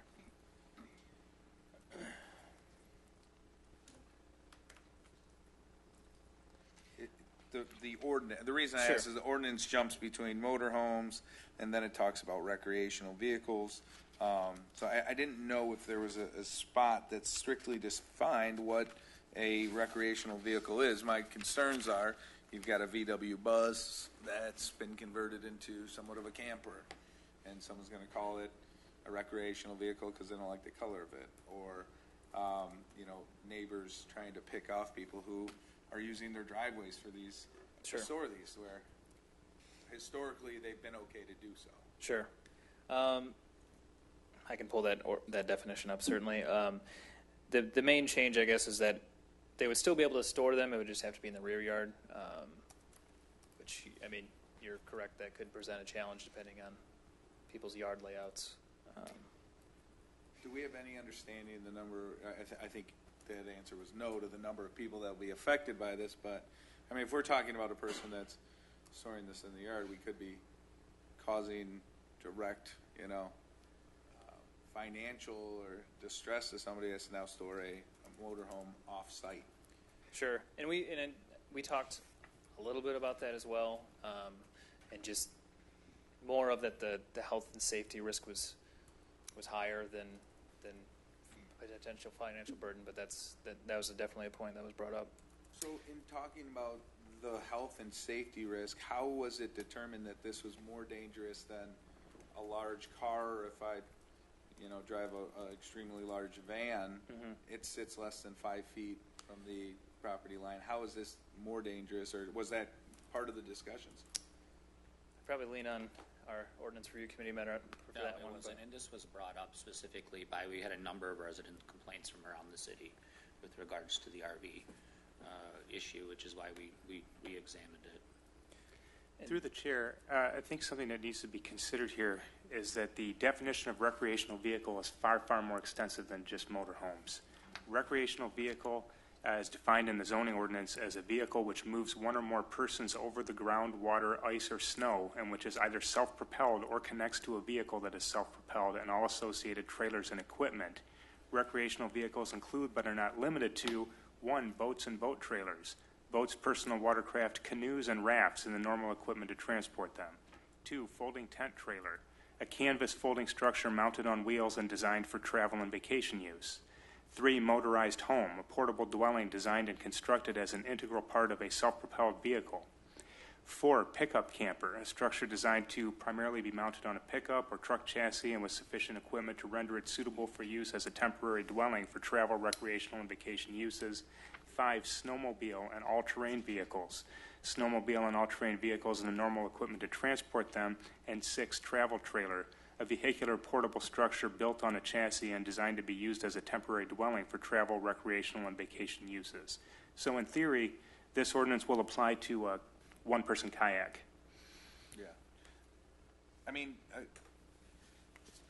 think the intent is there to kind of stop, this large RV that's Big for as a some driveway. reason potentially more dangerous than a car. But I don't see how that's more dangerous than somebody who's maybe working on their classic car. I mean, the chances for fire there would be greater. I don't know how it meets any health and safety concerns, and I definitely think the language is too broad. I think the feedback is good. If I could make a recommendation, can we send this back to the ordinance committee and via the ordinance committee, Dan Christ, to tighten up the definition of what we mean by recreational vehicle? Sure.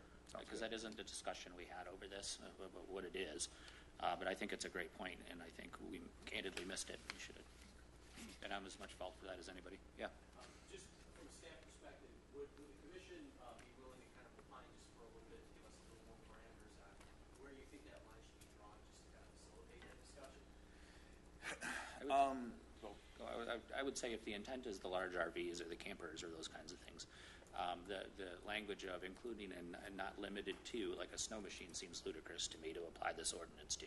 So I think the issue gets addressed if we can tighten up the definition of a recreational vehicle. We've got residents in this city that drive around with golf carts. Is that a recreational vehicle? Does it come into here? Do they have to pour a slab for that? I think that the definition is just too broad the way it stands today. What I would like to see is the complaints that we have. If there's voluminous complaints, and then kind of an understanding of true safety concerns measured, how what we're going to restrict from that area is more dangerous for some reason than a one-person kayak or a snowmobile. What makes it more dangerous, and why are we restricting it? Or is it something that we're just saying we don't like the looks of it? I'd like the nuts and bolts of why that's what I would want. Makes sense. That's helpful. I mean, there's no real urgency to this, right? So it's, other than the fact it's just still in the workflow. So I got you. All right. So at this time, the item B on the agenda for public hearings will be tabled, I guess we could say, or withdrawn, and we'll revisit it at a later date. All right. That closes out the public hearing for tonight. You have to tell Greg. I will do so. All right. Thank you. All right, we'll move on to item 6, new business, and we'll look to 22925 Woodward Avenue, Brooks Brewing, who's got an application for a payment in lieu. Yes, thank you. So this will probably be this is the first payment in lieu request that the city's received officially. I can kind of give some background on that. So last winter, the city council passed a resolution based on some recommendations from the DDA and staff to eliminate the off-street parking exemption for restaurant uses with additional or accessory use of sale of alcoholic beverages for on-premise consumption in CBD. So the intent was essentially just the city was facing, and still is facing, I would say, a parking challenge, particularly in the downtown, and based on the metrics that we receive from our own parking system, that most of that issue was essentially after work hours and sort of tied to businesses that have alcohol consumption. So the ordinance essentially sets aside and allows businesses to make an application, and still it doesn't prohibit these types of businesses with liquor licenses or microbreweries, for example.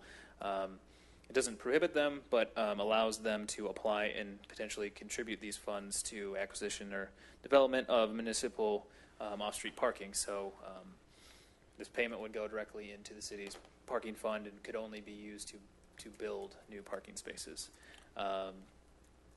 So other than that, there was no other change to the parking requirements downtown. Any other business doesn't need to provide parking unless it's a new development. Right. Quick question procedurally. I get that there's an application. I thought payment in lieu was something that they could just do, though. I didn't think it had to come before the planning commission. To be honest, I didn't either. Yeah, I thought this was just they go and pay. Hey, we don't have enough. Not to generalize it, but I thought it was just an operational thing. Sure.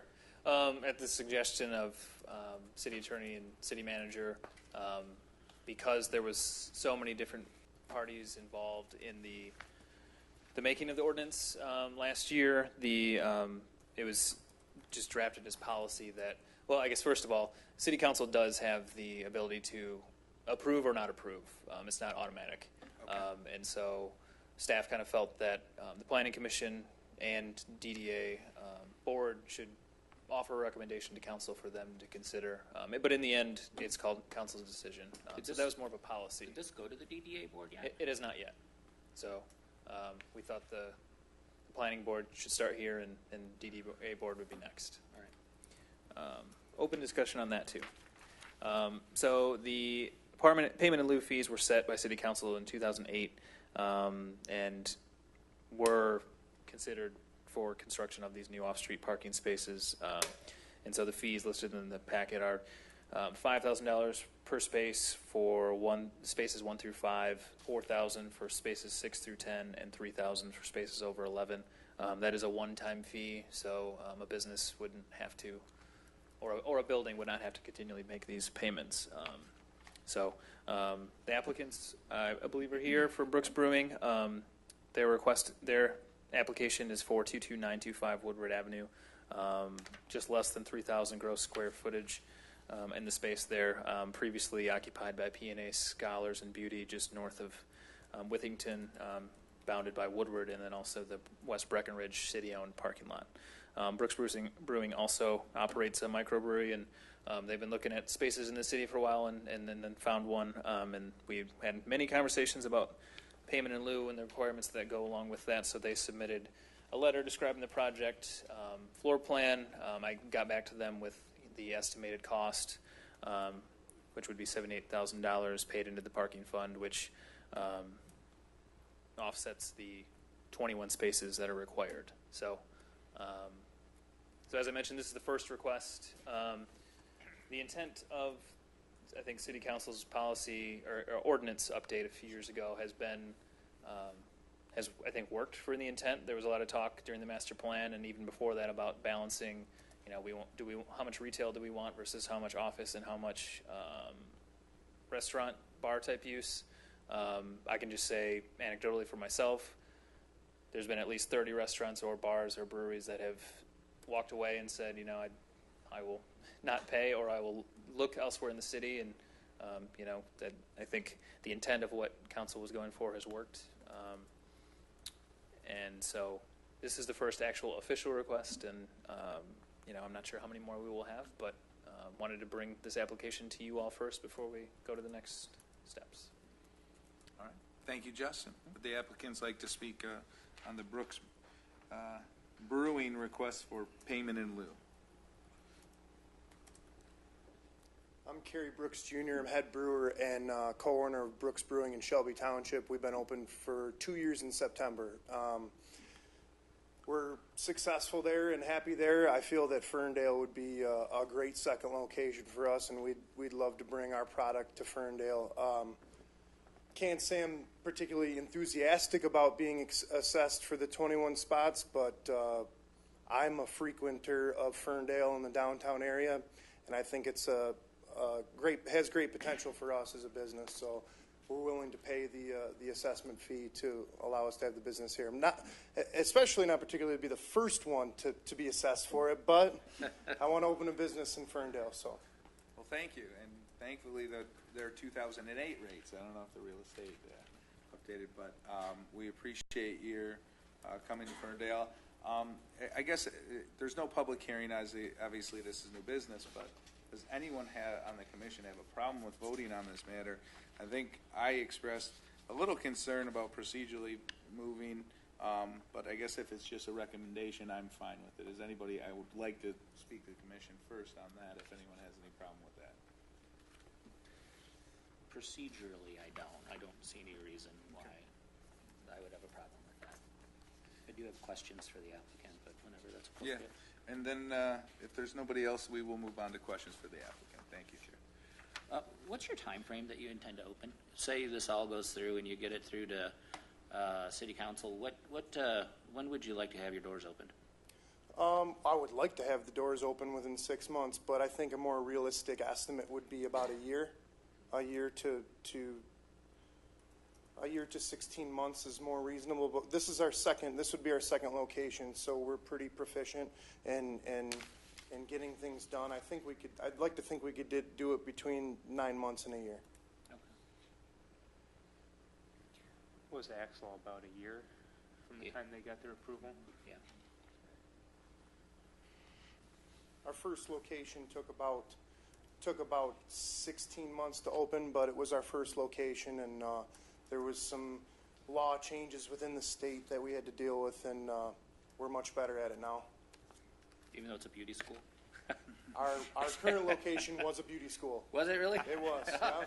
It's your business model, chase beauty schools. Yeah. Through the chair, how many seats would you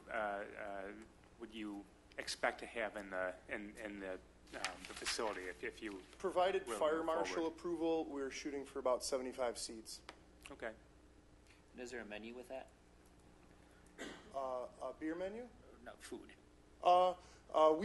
We would like to offer some small food items, but I'm not sure that we would have a kitchen involved. The main focus is definitely beer. We have 27 beers at our microbrewery now, and I like food myself, but definitely my passion is making beer, so that's the main focus. And Ferndale has a ton of great restaurants already, so I don't think that we would be particularly successful trying to compete with some of the great food that Ferndale already has. So the focus would be on our beer.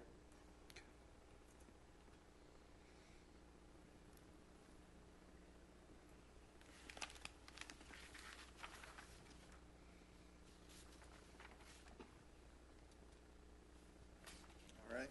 I don't have any further questions. My understanding is, it's a payment in lieu, and we're thankful that you're willing to come here and spend that kind of money to be in Ferndale. It's take it as a compliment. It's a long drive for me to Ferndale, but and I know that it's probably poses some hurdles having that many restaurants and that many bars in Ferndale, especially as citizens. I'm not a Ferndale citizen. I live in Dryden, but as someone coming to the city, it's really nice to be able to go out to dinner and then have drinks at one place and drinks at another place, and I think it's a great location. Thank you. Is there any other questions and comments on the application for a payment in lieu of the parking requirements? Does anyone recall what the endpoint timeline is for the DOT project? Yes. We break ground in January, and it's about 18 months from that, correct? 18 18 months. So that would be. It would be it would make for a hairy 6 months, but then it's going to be that way regardless with that parking lot being closed down. Through the chair. On the outside of your building, would you be adding any additional bike racks or anything like that? I mean, I know it was mentioned in the packet here that in the CBD and the Transit Overlay District there are bike racks, but I'm wondering if there would be any associated with this building. If you'd like me to, I'd be happy to. It would be something to consider, I think. I just built a bike rack for our current location just because we have a lot of customers that do ride their bikes to our location. It was something that I felt that the customers were appreciative of, so I put one in. That's great.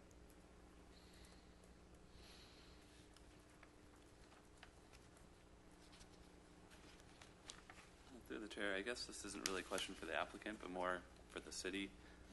Just not as familiar with the payment in lieu and what kind of went into the back end of that, or I guess the front end of that. I guess I was kind of curious as to how that payment is processed. Let's say there's some unforeseen circumstance where the business is not able to open.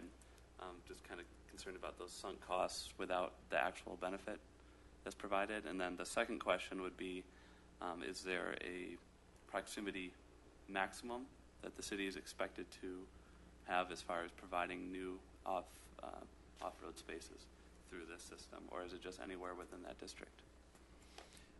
Anywhere within that district. So this payment could go towards the DOT project, is my understanding. And the applicant would be required to pay upon certificate of occupancy. So should that not come to fruition, then it goes null and void, essentially. Okay, if so a new that- business came, I think we would require them to come back through the same process. It was at the occupancy point. Okay. Yep.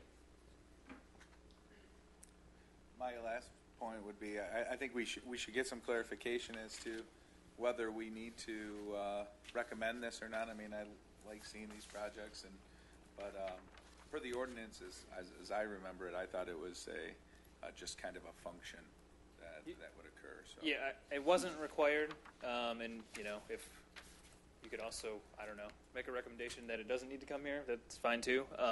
It wasn't required, just a policy we thought in full transparency, and particularly for this board because you deal with parking for every project. So, Yeah, my 2 cents on that is that this is a recommendation. It should go to council whether we recommend it or not, because very likely, and I'm willing to be very wrong about this, but I want to prepare you. You will not get a favorable vote out of the DDA, probably. I just prepare you for that. Maybe I'm wrong, and it's going to go great. And not that we don't want you here. We love what you're doing. But there is, you hit on this point, a perception on one point that we do have an awful lot of bars and restaurants. And what our retail versus bar/restaurant mix leans heavily to the food and beverage side versus retail that's out there. So you're going to hear feedback about that a lot, probably at council too. I don't know how council will vote. I would assume that that's a large portion of the reason that this payment in lieu was put into place. No, it was primarily there, maybe as a minor point, but the big issue is we don't have parking in Ferndale at night. It's just a hot mess, particularly when you get into the summer on the festival, schedule. I'm familiar. Yeah, I mean you cannot find a parking spot. We've after 7 or 8 years of trying to get a deck, we finally have traction and we break ground on a deck in January, so there's some relief to that, but it comes down the road. Including in that is mitigation plans, which we're trying to put in place to not get everybody to not come to Ferndale because it's only going to be exacerbated during the construction of the parking deck, of where you go to park. So the intent of the payment in lieu really was heavily motivated to look that if we are not going to have any place to put these patrons, then we need to stop encouraging an environment that develops in that direction. And that was the concern at the time, and it continues to be a concern today. Now, the environment is different and better because we do have a deck solution coming, right? So that changes the scope of the conversation a little bit more, but I think, and again, this is my opinion, and I'm willing to be wrong, you're going to get some pushback around those arguments from the DDA board. But again, it's a recommendation. They're going to give their opinion to city council. Ultimately, council will make that decision. So, I like your business. I like what you do. I want to make sure you've got a clear view of what's ahead. Mm-hmm. Thank you. And through Justin, I think that, and I didn't make a lot of comments because really you're not before us on a business plan. This is just whether you can make a payment for parking. But keep in mind, the ideas that came out in our latest master plan were, we're an entertainment district. Is that something we want to keep forward? So, Justin, I don't know if you can speak to this. My understanding of that ordinance was there isn't considerations. If you make payment, there really isn't much they can go on for denying the payment, or denying the application. that's my understanding too. And that's just a personal clarification there. And so I think that's something the city's going to be dealing with. Has Dan Christ weighed in on this? Yes. Yep. And he said bring it here? Yes. Yep. Here, DDA board, and then council. So, given that, I think considerations, maybe we should discuss a little bit more whether we think in I guess, inserting 75 seats, which creates a certain amount of business in the area, that we're asking for 21 spaces if we want to give Brooks Brewing some kind of feedback on that. I think you did very clearly there, and I think I echo it. You may get some feedback as to, this is a business district and parking's a huge thing. So I don't know if anybody else wants to weigh in on that. I'll add one other point, though. On the counter to that, working in your favor, that Breckenridge lot is the last one in the city to fill up. That's a great point. Yeah. And there's a lot of nice public parking right there. It flows right to where you want to be. So. Yeah. And the only other item I was going to add, so the beauty school took up 4 units I guess originally I think it was 4 units, and then the beauty school kept expanding. This is only one of those 4 units, so it's not, it's not like a Pops for Italian where it's. Oh, that's a great point. I didn't realize that. Yeah. So you still have 3 additional opportunities there for retail mix that you'd still come out ahead. Oh, okay. So. Okay. Our current location has 150 seats, and we're really looking for something smaller. We'd like something smaller for a second location. Sure. All right, if there's no more comments or questions, I'd look for a motion on the parking recommendation, or payment in lieu application recommendation. I'll move in the matter of 22925 Woodward Avenue. The Planning Commission recommends City Council approve the payment in lieu of parking's application with the terms and conditions, findings and conditions listed in the packet. Report. Any comments or questions on that motion? I'd like to ask the planning department, though, I'm fine with this instance, to come back with a really clear documented procedure in the event we get any more of these about particular roles, because I think we'll be spending a lot of time explaining to the DDA why it's coming there as well. Yes. So if we could just draft that out so they've got it and go, this is how this works. Yeah, I'll send that to you tomorrow. It's done. It's kind of what we give the applicants. Cool. DDA weighed in, but yeah, absolutely. Perfect. Sorry, All right. I should have included in this. All right, any more comments or questions on the motion? All right, can we have a roll call vote? Casio, Yes. Garrick, Yes. Farr, Yes. Kelly, Yes. Martin, Yes. Williamson, Yes. Brazen. Yes. Congratulations. Thank you get very to write much. a $78,000 check. All right. Just through the chair, I have to leave the meeting at this point, so I don't know if I need to announce that or not, but No. Now you can go. Take care, sorry to interrupt. Have a good night. All right, moving on to discussion items, number 7 on it. Suburban Ford parking plan. Justin, Sure. if you could. Yes. So we've been talking quite a bit with Suburban Collection just about the present, the past, and the future, and just connection with the existing neighborhood.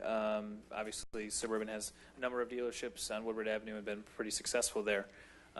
So much of their properties are zoned C2. Obviously, they put a lot of work into those since 2014.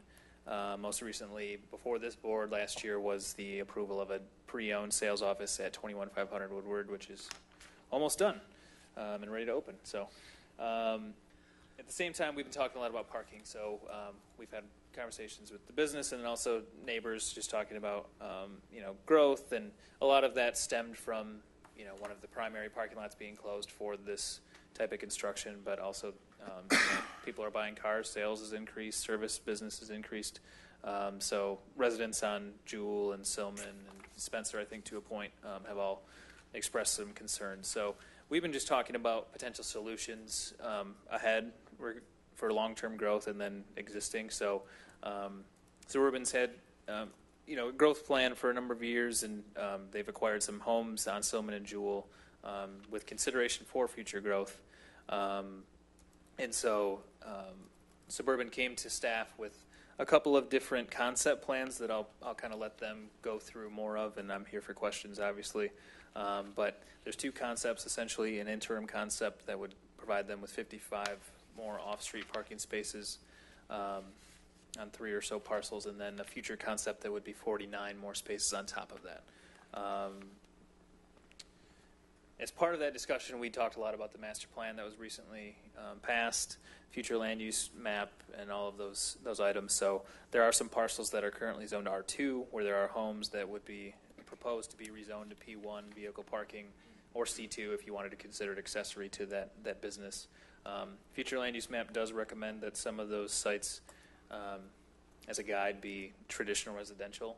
And then the existing dealership businesses are commercial office, so those are fine. But we talked a lot about just the intent of the master plan, future of the city and trying to be multimodal, but also considering that they're a strong business in the community, and balancing that with some of the neighborhood concerns, other development operations, landscaping that would be needed if there were some sort of growth plan to go forward, but. Obviously, a lot of different things at play, rezonings and special land use and things like that. And before we dove into all that, we wanted Suburban to come meet with you all and kind of get a temperature check on those items. So we also recommended that a meeting be set up with the neighborhood after hearing from you all, but we didn't feel like there was a need to do that until this board had seen it, since you're so familiar with the master plan and where to go from there. There are 2 parcels that, as part of the master plan, that are not part of the growth plan that are zoned P1 from years ago. We'd recommend rezoning those to R1 or R2 so that those remain single-family homes. They're not part of the growth plan anyway. So that would likely come forth regardless of direction from tonight. But I'll let folks from Suburban kind of give you more details, but I'm here for questions. Really quick, Justin, we had this before us once before as a discussion item, though, correct? Not quite this plan. Right, a separate plan, but it was it was a plan for expansion. Yep. And it involved pretty much the same situation, expanding into those areas, right? Right. Yes. Okay. Chair Baker, who couldn't be here tonight, she reminded me of that as well, and her stance did remain that she wanted to keep single family homes in use as that use. So she wanted me to relay that as part of the discussion. But this is a bit of a different plan because we talked much more about landscaping, and if it were to go forward, what is reasonable and what is the, I guess, growth boundary. Right, because I think that was the biggest concern, or what we were saying was we want to get away with the parking district completely, and we don't want to expand into the neighborhoods. Was kind of the position at that point, at least. Okay, thank you. The applicant would like to address the commission at this point.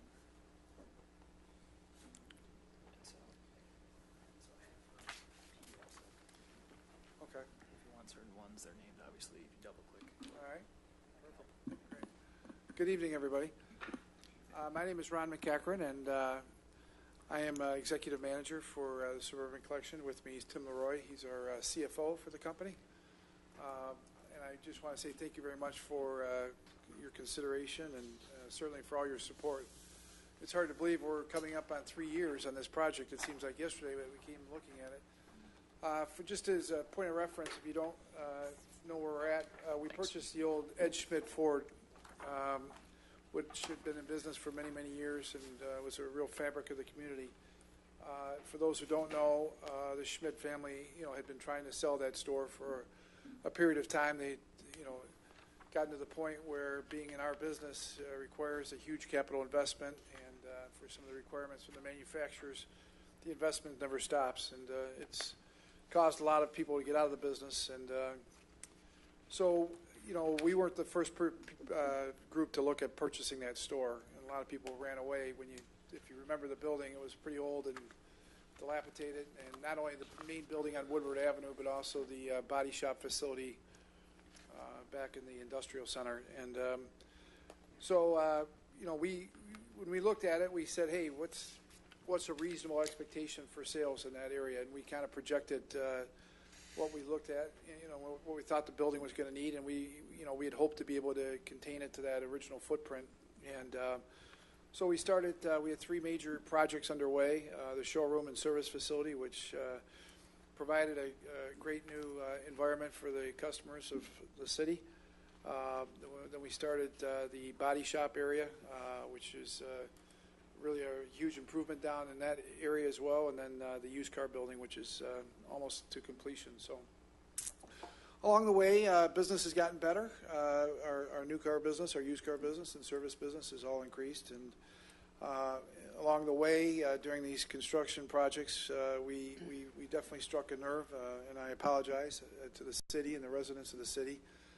It was not our intent to create a parking problem, and we certainly want to be good neighbors because these people up and down the streets, not only is it our responsibility to be good neighbors, but they're also our customers. So I'm sorry about the grief that we've put everybody through, but we're almost done. It's really close. So hopefully by this weekend, that place will be shining and something to be really proud of. So again, thank you for all your consideration and support during the time. So our current parking situation has been somewhat of a challenge. Since 2014, we have bought several homes in the area with the hope of maybe using that area for designated employee and customer parking. On here, I think everybody's got a copy of the plan. If you want, I could bring it up. But you can see what we've laid out here is basically the existing parking conditions. We have an interim plan there. Then a future concept plan, and also I think the last page is the green space diagram. So as I mentioned, since we purchased the property, sales of new cars have increased, service department volume has increased. We've provided a great place. If you haven't been by there, I invite you to come by. It's really a wonderful facility, very inviting. But our customers like to come out and hang out. It's a nice place to interact and to do business. And so as we had hoped, our business has increased, and the amount of customers requiring parking and the number of employees has also increased. So while the plans that we have here are pretty self-explanatory, I would like to provide some comments to a number of the changes that we've either made or proposed in the plans. So on the Ford pre-owned sales parking and the customer parking, we've provided spaces next to the Ford pre-owned sales building, in addition to the parallel parking on Woodward Avenue. For the new car Ford dealership customer parking, for those customers coming in looking for new cars, we've provided a space on the north end of the Ford pre-owned sales lot, which is directly across the street from the new car building. And for those customers that do not turn on Jewel, there's parallel parking in front of the Ford dealership and on the south side of Silman Avenue as well. To eliminate the congestion at the corner of Woodward and Jewel, spaces have been provided on the north end of the Ford pre-owned sales lot for both new and pre-owned customer deliveries. We hope this will eliminate those deliveries occurring on the north side of Jewel next to the Ford dealership, as often happens today. If you go by there, there's usually a lot of activity right outside with customers picking their cars up or some sort of transitioning that's going on. We would propose that space on the north side of Jewel between Woodward and the alley of the Ford dealership be changed to no parking, which it currently is allowed. One of the largest parking challenges we do face, however, is the need for customers that are in for service, either waiting for their cars to be serviced or those cars in transition. In addition, employee parking is very challenged. We believe that the interim concept plan addresses both of these parking needs in today's environment and would eliminate the current situation of service vehicles and employees' vehicles being parked on Silman and Jewel. And that's what it all comes down to. Again, it wasn't our plan to have customers or service cars being parked on the streets. That's not, we want to keep them contained in our secure area. And as a result of the activities there, it's kind of become a parking spot up and down the streets. And I'm sure that's the majority of the grief that's being caused in the neighborhood. So the future concept plan is to address our expected long-term needs. Although we believe that the interim plan addresses the parking needs today, we're hopeful that we'll be able to continue to grow the dealership, especially as it relates to the service needs of the customers. If you take a look at the amount of units in operation in the radius of the dealership before we even increased the sales, the impact of having a good place of doing business where customers want to come to is pretty significant increase over what was currently being serviced in the dealership without us even selling one more car, just the amount of units in operation right in the neighborhood. So, this kind of growth is going to need additional parking spots to hold vehicles waiting to be serviced or completed by service. Our future concept plans includes 3 homes on the south side of Silman Avenue, 2 which are currently not owned by us. And if and when the opportunity were to arise, we certainly would like to buy that and include that in our plan. We understand that the city is very proactive in their neighborhoods, and the conversion of this property is not necessarily considered progress. If these concepts are approved, Suburban will agree that there will be no additional requests for expansion into the adjoining neighborhood, and that would also include, as mentioned, the homes that are currently zoned for parking that are behind our pre-owned facility. I think these plans will help eliminate the congestion and the parking challenges that the neighbors have experienced. And at the end of the day, we want to be good neighbors. We want to be good stewards to the city. We love being here. You guys have been awesome, and I think we'd all agree that we've made a significant investment in the facilities and the appearance of it, and it's been it's been a good ad for the city of Ferndale, and we just want to be able to finish the job off and try to eliminate this parking and congestion and start to be good neighbors. So, thank you very much for the consideration. Thank you for introducing yourself. Just to clarify, the last time there was an architect that was here. Is that the same architect that you're using currently for the plans? So the architect that we had been using before was for the facilities. The plans here has been by a different firm that's more of a landscape designer or a land planner. Okay. Well, thank you and welcome. I think, as you heard when we first began, there was this came before us, and there was a request to pretty much do almost the same thing. And there was a lot of pushback from council, including myself at the time. And the concerns are, we're getting into the neighborhoods in a very small spot there. We're taking housing stock in a city that doesn't have much to give or is available at least. And my concerns are, how does this truly alleviate the problem that you're saying will be alleviated? I mean, I live on Wordsworth, which is right at the street where your Suburban Buick GMC dealer's at, and I couldn't park in front of my house Monday through Friday if I wanted to, because that lot, when it was first put in by Frizard, had spaces that were specifically set for employees, and they don't use them because those spots have new cars in them, and the employees park down the side streets. And so I was thinking about this before coming here. Suburban now has 4 city blocks and has been unable to rectify a parking problem, with one of those city blocks being pretty much completely parking, which is the newest acquisition, the used car lot. So how does giving Suburban more parking spots alleviate the problem? I mean, doesn't it just let you guys park more new cars there? Or, I mean, I want to know how it really solves the problem, I guess. Well, I'll first say on behalf of our owner, the thing he yells at most is too much inventory. So we're not planning on bringing any more new cars in, I can assure you of that. So if there's anything, we're trying to decrease that amount, just as a good business sense. Our answer, I specifically as it relates to the Ford building, is that we have off-site parking for new cars. We've got the facility, it's, I'm going to say, probably, 3 miles away, 2.5 miles? 2 miles away. We keep our entire new car inventory there, and that's what the plan will be going forward. That's not going to change. The only thing that's lacking right now is our increased service business, so that customer, and our employee parking.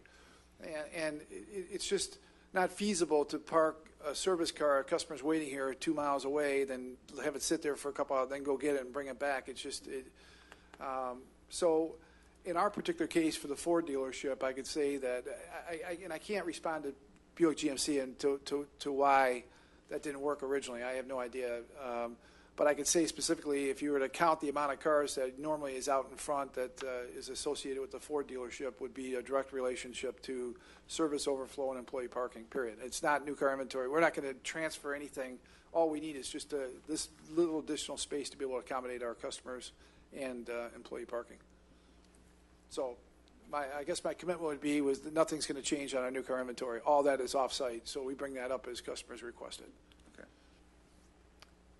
Through the chair, I have several questions. Go ahead. The first is actually directly related to your inventory because your numbers do increase from your existing inventory of 106 to, in your future concept plans, you're showing 133 spaces for inventory. So I just want to clarify that point. Okay. That was, again, we carry probably 400 cars on the ground, so I mean, it's a small increase. It's, as a matter of cars, if we, it's not going to be part of our strategy to have a designated new car area like we don't have right now. So that's not going to change. So that was just more of a strategy addition than it was to transfer our strategy to bring up more cars for new cars. So. So is there more car inventory, or is it as you represented, or is it going to increase? I guess that's the question, right? Right. I mean, the way that it's shown on these plans from what is existing to what you plan for ultimately in the future, there is an increase of almost 20 cars. So yeah, that's just as a way as it's shaked out after we accounted for all the employee parking and all the customer overflow. It's just, it's not going to, our strategy is not going to change from where we're doing right now. So it's not going to be a bunch of new car parking. It's going to be probably for service, and it's, that's the way it's labeled on here, but it's not a strategy change of ours. okay, and then I have another question about the number of employees you have. Yeah. Because you are showing an increase in employee parking, and to Commissioner Farr's point, with another dealership and parking on the streets themselves, I wonder how much you anticipate this alleviating that occurring around this particular development. I expect it to take care of it. Completely. Completely. So how many employees work at this location? So we have 62 employees right now. Okay. And that's It says 44. I'm sorry. Go ahead. It says 44 on the sheet. So it's 62. Yeah. 44 currently. Oh, that's the current parking employee parking spaces, and then in the future we're looking at the provision of 55. So assuming that Those 7 additional people. It would be those additional new car spots that we put in there. We had no idea how this was going to grow or how many employees we're going to end up with. So, I mean, that's kind of a flexible area that we want our employees to be parking as close to the dealership as possible. Okay. Another, and I'm sorry to monopolize. No, go. Another question I have is if you can just clarify for me what the difference between service and car prep is in your legend. Service would be the actual customers that have their car and have some sort of services done. Car prep would be those cars waiting for new or used car delivery. Customers that are, the transition between being sold and being delivered to the customer. Okay. Then one more. If you were to move forward with your interim plan, would you be implementing your green space planning for those properties that you already currently own on the north side of Silman and on the north side of Jewel?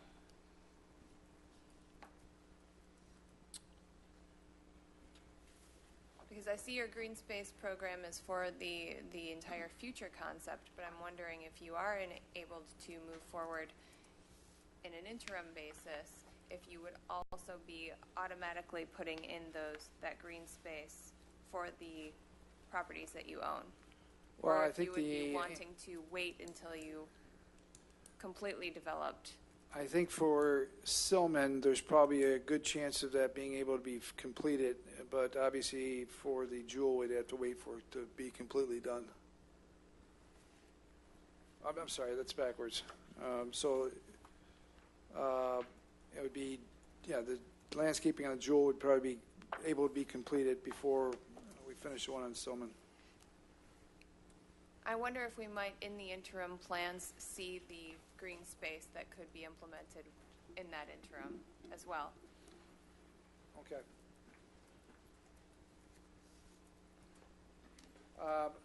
On the landscape page, on the green space diagram, there's kind of a feel for what it's going to look like. Right. I'm just thinking that's built out into the entire future concept. I would like to see it reflected on the interim as well, if possible. Okay.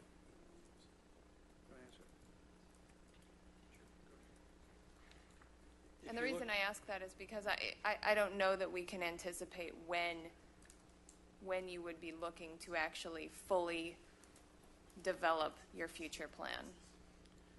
If I could answer that, the part on the south side of Silman is residences right now. Right, yes. So we wouldn't be able to build that out, but the north side of Silman and the north side of Jewel would be completed as part of the interim plan. Okay. That's all.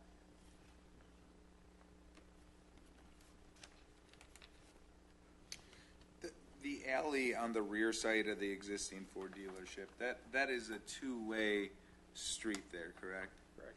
Okay. As far as the service goes, is this parking lot, because you spoke about these dealerships as kind of separately, as separate entities, I don't know the structure obviously, but let me clarify one point for you. Do these businesses operate separately? There won't be the shared use of these parking lots between all the different suburban dealerships? No, they're separate.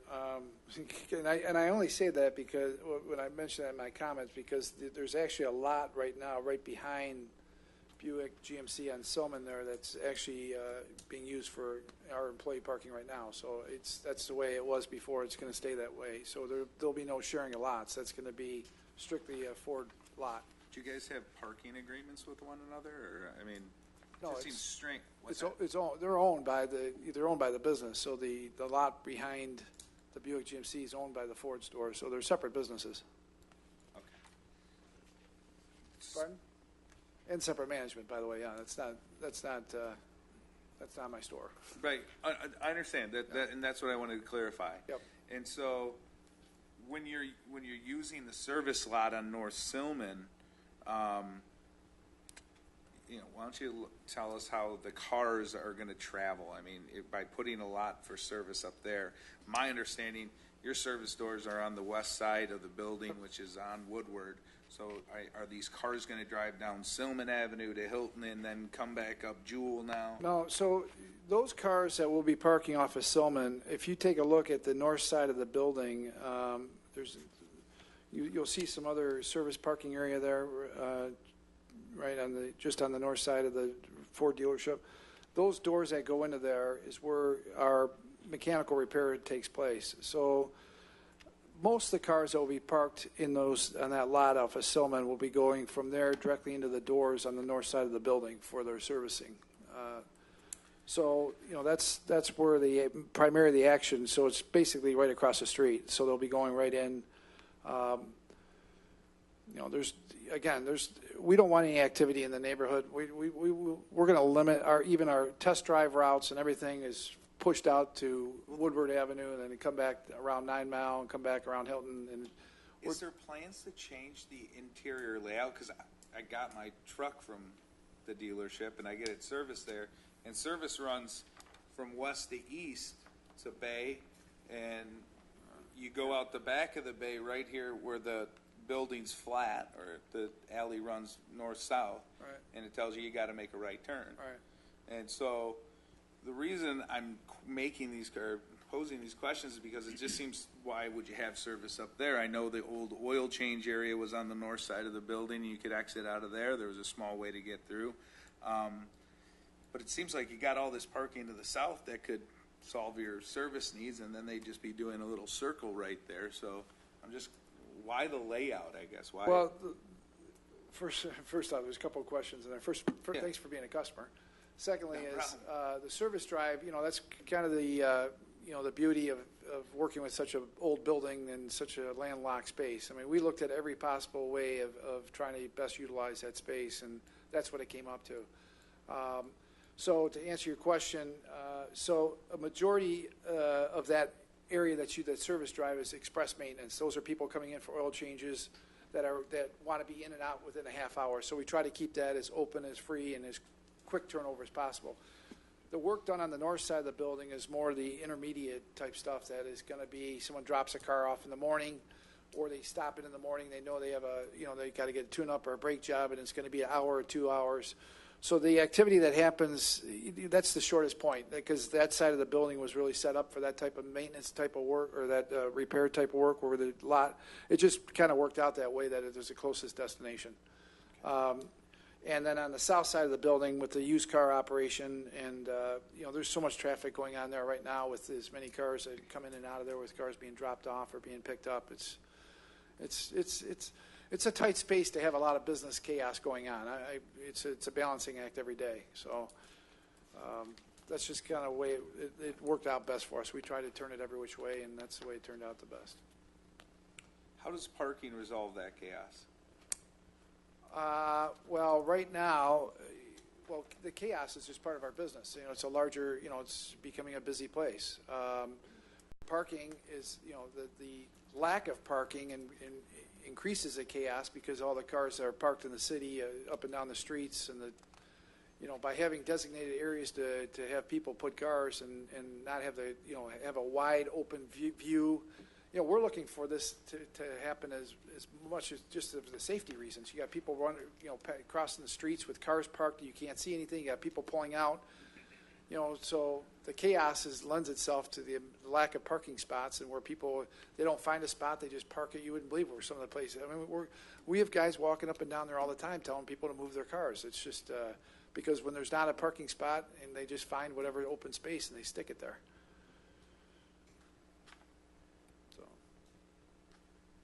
I don't want to monopolize it either, but I think it's a good question.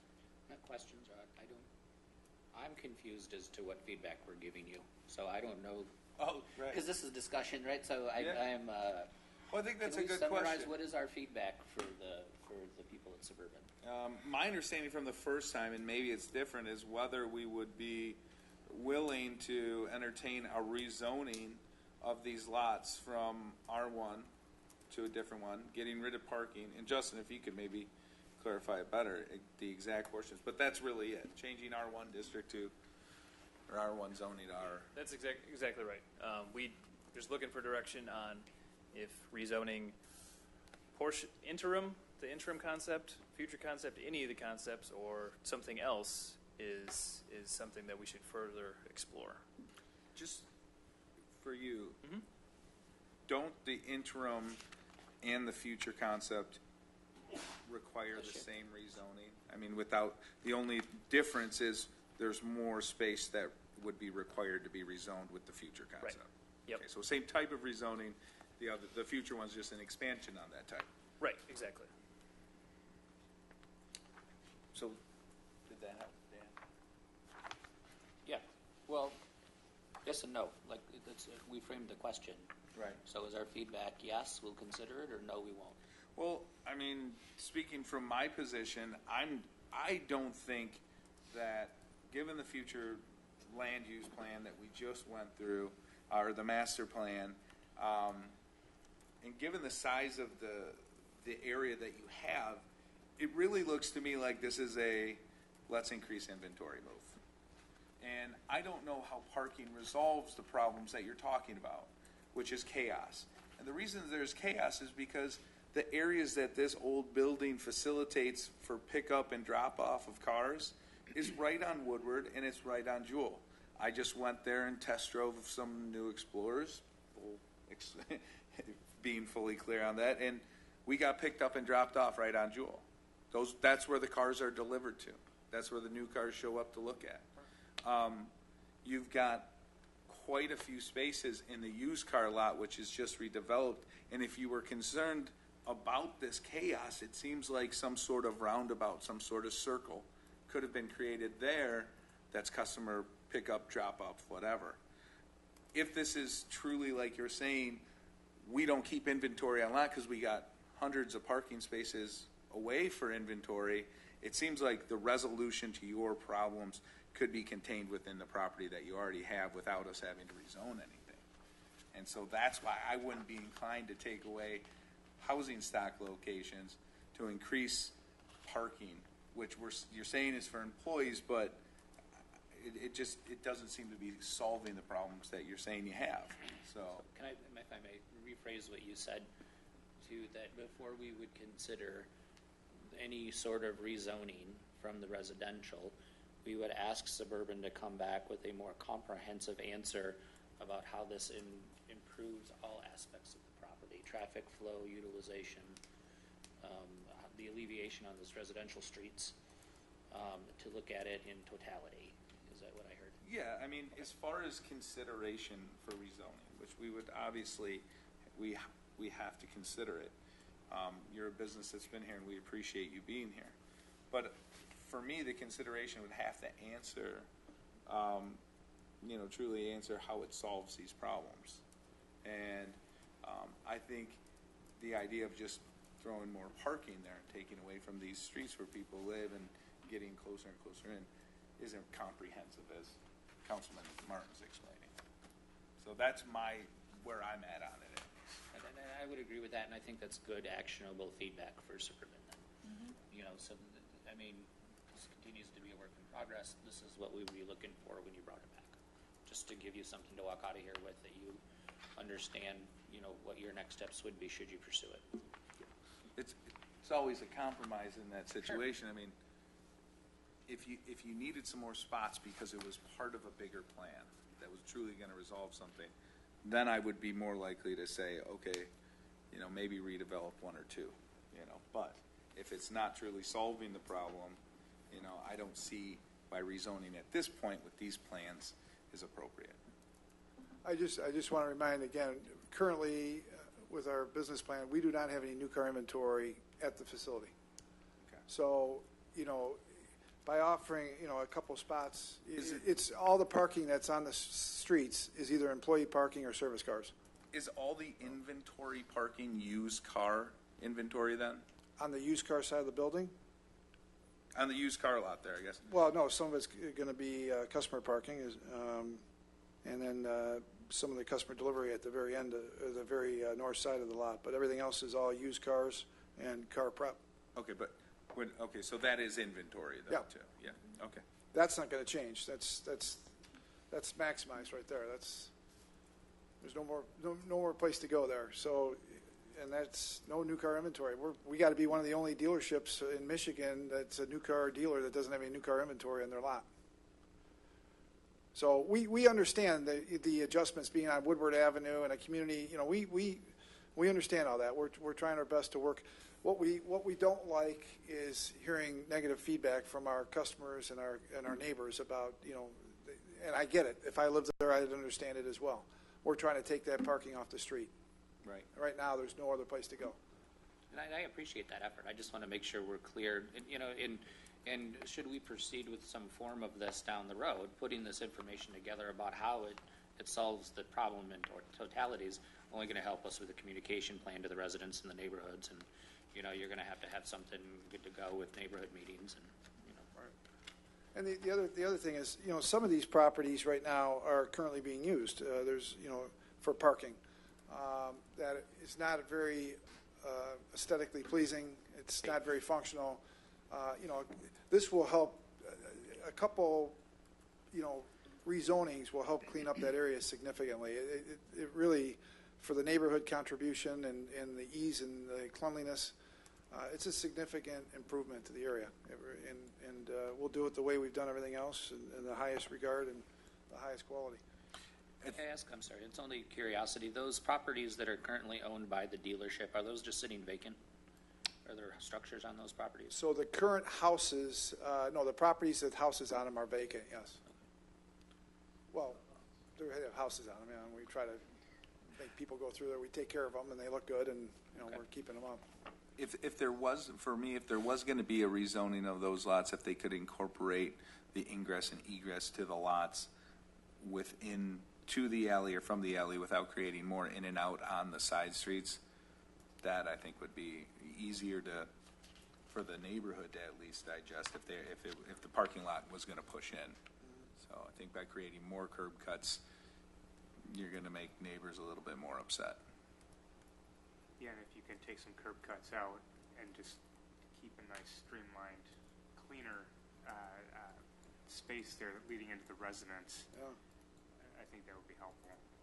They do park wherever over there because I go there for service and there's cars parked in every which way.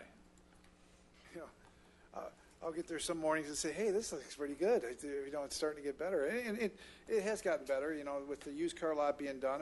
By the end of this week, we'll be pretty much buttoned up there, and it'll get significantly better. But we still, it's the service flow. It's the ebbs and it's the unexpected. All of a sudden, 20 customers come in and drop their cars off, and it's like you're, scrambling trying to figure it out, and that's how chaos begins. So. And again, we have employees parking up and down the street. I don't want that. Nobody, the people that live there don't want them walking up and down and getting in their car. Our employees working in front of their house that they're paying, I don't know. We want to get those people off the streets. So. And the used in the used car lot and used facility and all that did turn out very well. It looks very nice. Thank you. Thank you. One comment? Yes. One of the things that we had the land planner focus on here, there's a number of properties within here that are now zoned P1, which would include, I think, 3 lots behind what's now the pre-owned lot. What we tried to do is concentrate all the activity in one area rather than having it flow down through another block. Right. So Ron's initial comment about not pursuing those P1 properties on the south side of Jewel and the next street, we're trying to keep it all centralized in that one area without going further into the residence. I get that. Yes. Thank you. Which that area currently, those act as parking lots, and we're, our ability to square it up and incorporate that as part of our campus. And to your recommendation to kind of limit the curb cuts and try to access those lots internally would probably be a nice improvement to the neighborhood. Justin, as far as the master plan use went and the determination on parking zones, wasn't it to get rid of parking zones, if I'm correct? It did say to evaluate. We did get rid of one zone at 10 Mile in Bermuda with a rezoning earlier this year. It's been a little trickier. We haven't done a full analysis of within the downtown, but it's been a little bit trickier because we're trying to balance, do we actually need more municipal parking? We're running it. We're other than the dot, we're running into issues where on other streets where we're starting to get more requests for the residential parking zones because you're familiar, obviously, from the conversations tonight. All the lots on Woodward, they will never. Most of them will never comply with our existing parking ordinance and the requirements with that. And then the master plan also says we should pursue going to parking maximums, which as a planner, I love that idea. I don't know if that would be. I'm sorry, going to what?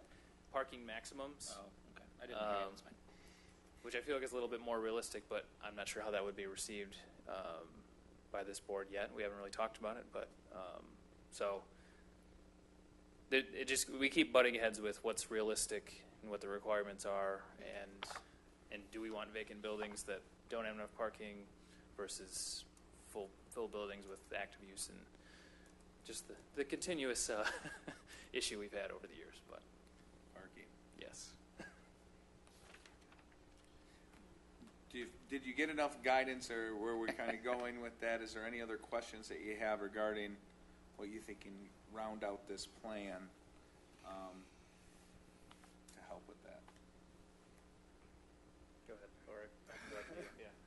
No, I just want to make sure that we're clear that we've had this conversations leading up to this, and we know that there's a maximum. We knew it going that there's only so big that we can get. It's we know. I have in my mind volume-wise that the place can handle. That's it. There's no other way to go. We know that. We knew that going into it. And we knew the investment that we're going to make in that. And in order for this to work for us, we just need just a little bit. We don't need any more than that. And as we mentioned, our promise to you is that's it. We're done. We're not going to ask anyone on for their houses or maybe if something happens on Woodward Avenue, straight adjacent to where we're at, we look at. But I think the city made those houses P1 for a reason. They knew that there was a business going in on Woodward Avenue at some point where it's going to need some additional parking. And, we did it. We refurbished a building, and it's having some success right now. And, we know that there's an end to it.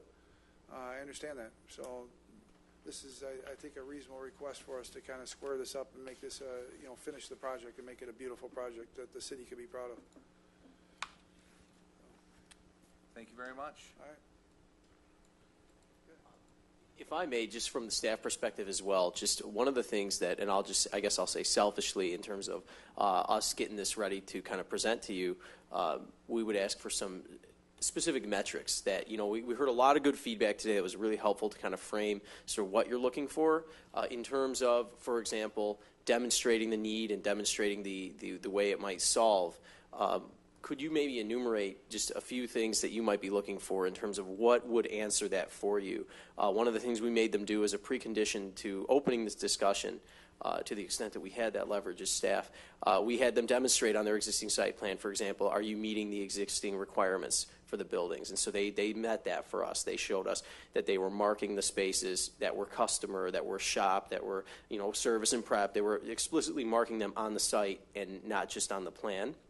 And so they followed through on that for us, which was really helpful to kind of help us begin that discussion, because we, as staff, kind of asked that question as well in terms of, hey, are you meeting the site plan requirements before we talk about adding capacity? So that we got that information, but we also had conversations among ourselves as staff and with the applicant as well in terms of, what is the fate of the on-street parking? Are there conditions that come along with this that you would want to see considered? So not to necessarily put you on the spot, but since we are here, that was one of the things we were hoping to walk out. What would be some of those concepts, those thresholds that you would want to be answered? What comes to mind for you? Some that were enumerated, sort of like traffic flow, circulation, maybe elaborating on those and sort of giving us those explicit bullet points that we'll have them address, so that when it comes in front of you, we're talking through that framework and you can make the decision then.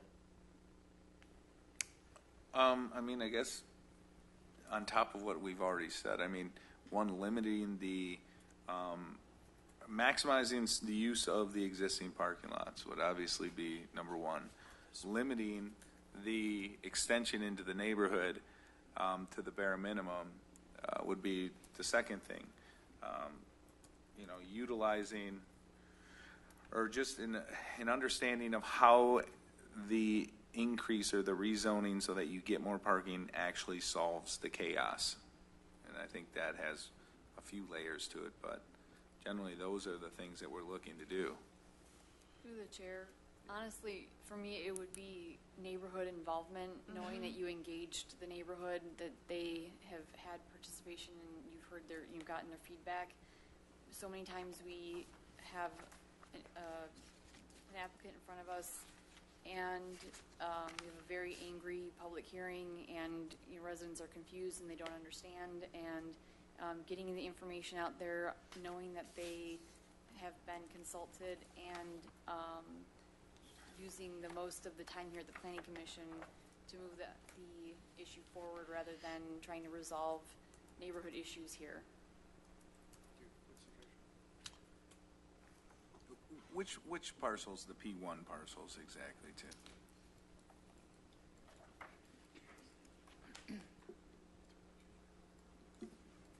Is it south side of Selman? So it would be the south side of Selman. The first two parcels, including the one that we currently own. Yep. And then when you go to Jewel, it's on the south side, it's the first two parcels. Do you own those first two parcels or no? On Jewel? Yeah. On the south side, no, we don't. And then there's, on the next block, the first lot is also Zone P1, going south.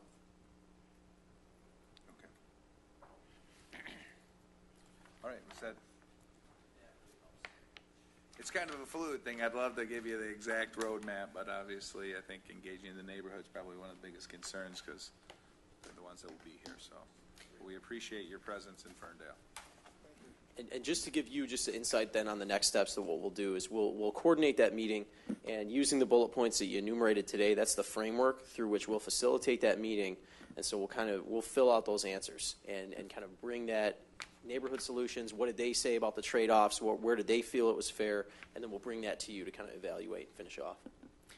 Through the chair, I would just add too, when you have the meeting with the neighbors, have some good pictures of the existing parking situation that you can then contrast with some good renderings of what you would anticipate your proposal to look like, so that the neighbors have a solid idea in their minds as to what the change will be and what that change is going to look like for them. A rendering that shows the view from them as they're coming down the street to Woodward. You do have a couple of parking lots there right now that are not, the most attractive parking lots, as you've rightly pointed out. So if you want to get the neighbors to be more accepting of a proposed change like this, showing them how much better it's going to look and how much it's going to improve their aesthetic experience is going to go a long way. Do we know in that residential space, is that renters or are those owner-occupant?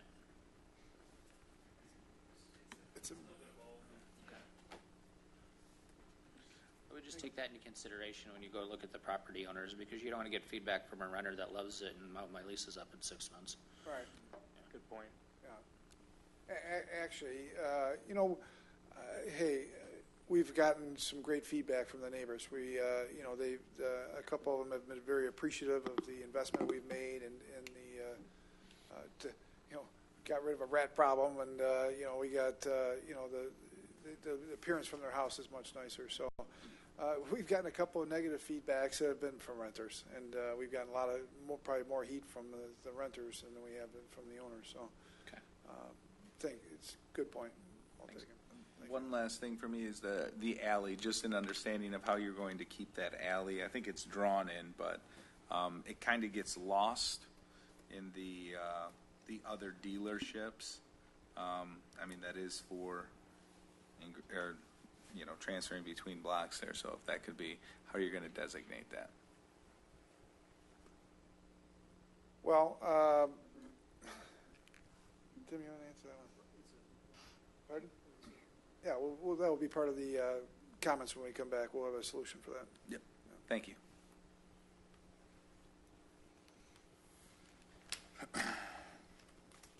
All right. Thank you very much. Thank you very much for your time and Appreciate consideration. All right. Thank you for waiting. We'll move on to the Bennett rezoning discussion item number 7B. Does anyone need a 5-hour break for the restroom, or we good? Just keep chugging along. All right. The last ones. These guys get the Patience of the Year award. Yeah. When you're 3 hours. Yes. Thank you. Thank you.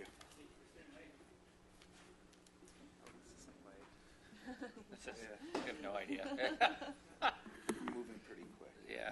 All right, I will try and make this brief, and the applicants can do most of the speaking. But we've been talking with Krieger Klein Architects about some potential redevelopment of lots on East Bennett Street. So these lots are currently zoned R1 between Wanda and West End, just north of the OS district that we've talked about quite a bit over the past year. Applicants are interested in doing two buildings containing 8 units, adding some outdoor amenities, landscaping. They would require 14 off-street parking spaces, which would be included on the site. The applicants didn't move much further on design just because this would require rezoning. So we definitely wanted to bring that to you guys first. It would be required to rezone to R3 single/multiple family for this proposal. We just talked briefly about parking and landscaping and those types of items, but it was just an interesting timing to be brought up because I feel like we've been talking about this corner of the city for the past couple of years, and we talked about it during the master plan a bit, but we may have, I don't think we really landed on something that would probably change it. It'd probably just be status quo for that corner.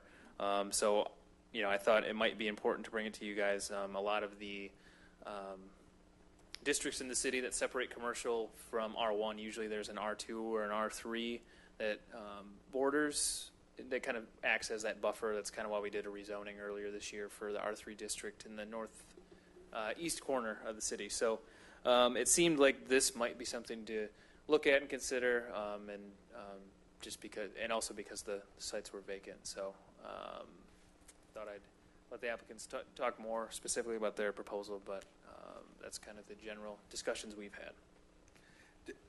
Thank you. And how long have they been vacant? I feel like, I don't know if you know or if maybe the applicants know better, but. I don't know. As long as I've lived here. It's been a long time, yeah. Okay. Thank you. Welcome. Thank you, Justin. Good evening, Commission. Thank you for your time. Stephen Johnston, 1460 East Chesterfield, Ferndale. And to answer your question, as long as I've lived in the neighborhood, and I've been about 5 years in the neighborhood, they've been vacant, both the lots and the one that has the just the garage sitting on it. How do I flip slides? Okay. You can use the scrolling.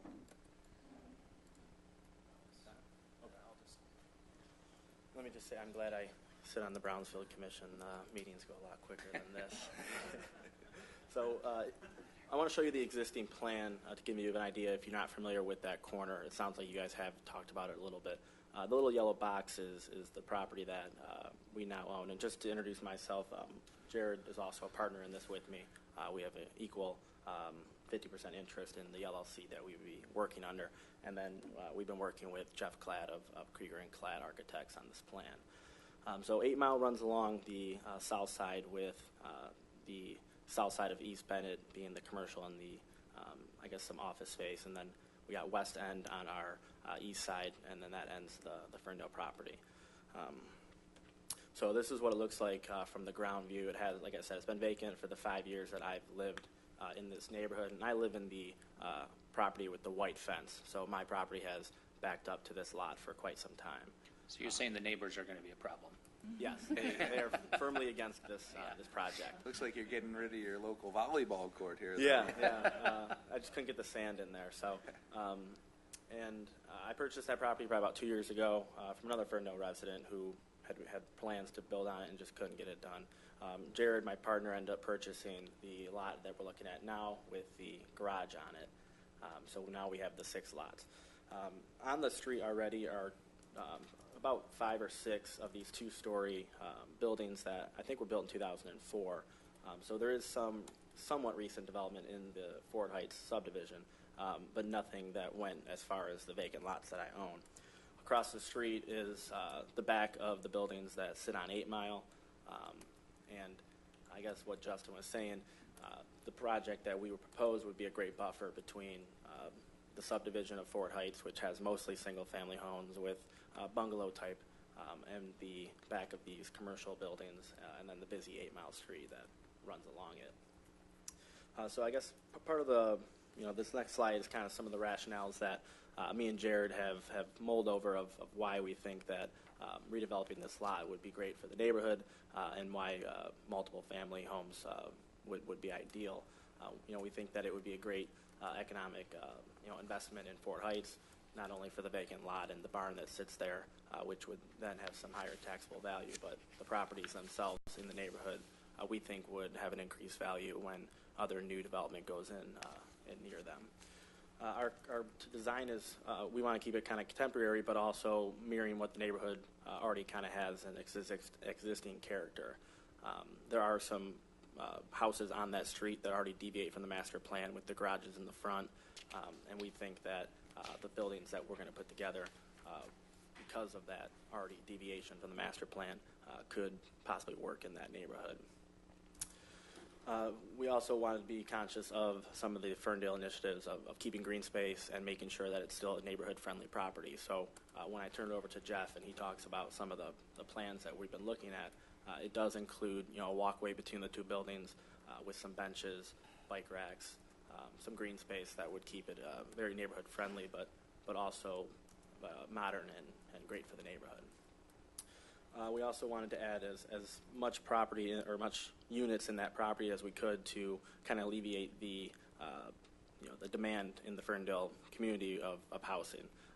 And we were looking at maybe a middle market family so that it's not going to price anybody out of the Ferndale market, which kind of sticks to the Ford Heights subdivision style. Lastly, we're working with architects who are familiar with Ferndale. They have other projects currently that they've worked on that have been successful or are on the way to be successful.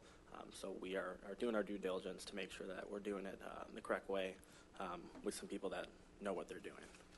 So I'll turn it over to Jeff to talk a little bit more about the actual schematics that we've been kind of mulling over. But because we're here today for discussion, nothing is set in stone. It's kind of a fluid process, getting some feedback from the commission. And then we'll answer any questions you might have. Thank you. Good evening, Jeff Klatt with Krieger Klatt Architects. Thank you again for your time. Stephen did an excellent job presenting the context and the overall flavor of the neighborhood, so we'll just jump right into the site plan. So how do we jump forward again? Oh, this one right here. So this is the proposed site plan, as you can see on the screen here. East Bend is located to the bottom of the sheet. And those two gray rectangles you see, those are the two buildings we're proposing. So those consist of 4 units apiece for a total of 8, 2 up, 2 on the main level, 2 up above. So it matches the height of the buildings to the left and to the right, or to the east and to the west. You'll notice that we proposed to split the buildings mainly to respect the neighborhood. We looked at maybe one larger building, but it just seemed too big for the site. So splitting those up helped to reduce the overall massing on that site. So it helped to reflect or respect the homes to each side. We also chose to pull the buildings closer to the front, too, to help conceal that parking and the maneuvering lanes behind the building. Instead of having driveways and garage doors along the front, it helped to shield that behind. So now from the street view, we see porches and front doors leading into the units itself versus the cars. So the crosshatch area, the angled shading to the back of the space, those are covered parking or garage spaces. Hasn't been defined yet, but we'll have one covered space per unit. And then there's the additional parking, which meets the ordinance requirements on that would be the east side of the site. I'm sorry, the west side of the site. And as Stephen mentioned, too, ample green space. So as you can see, we would shield the parking on the west side of the site too, either with the wall or with evergreen shrubs to help conceal that. We would split the buildings apart too. That provide nice communal space for benches, bikes, walking the dog, items like that too. So from a floor plan standpoint, again, these are very generic at this point. These have not been designed or laid out.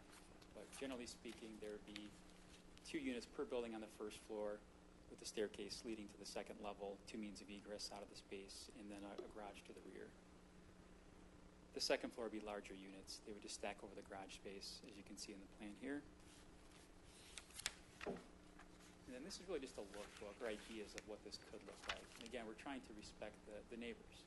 So from a massing standpoint, as Stephen mentioned, more of a contemporary look, but we'll pay attention to the details, from materials to massing. As you can see, some of these are broken up a bit more to reflect the shape of the homes to the east and the west. And these are just ideas. We'll get into the design after we hear some feedback and discussion from you. This is just an idea of what these could look like potentially.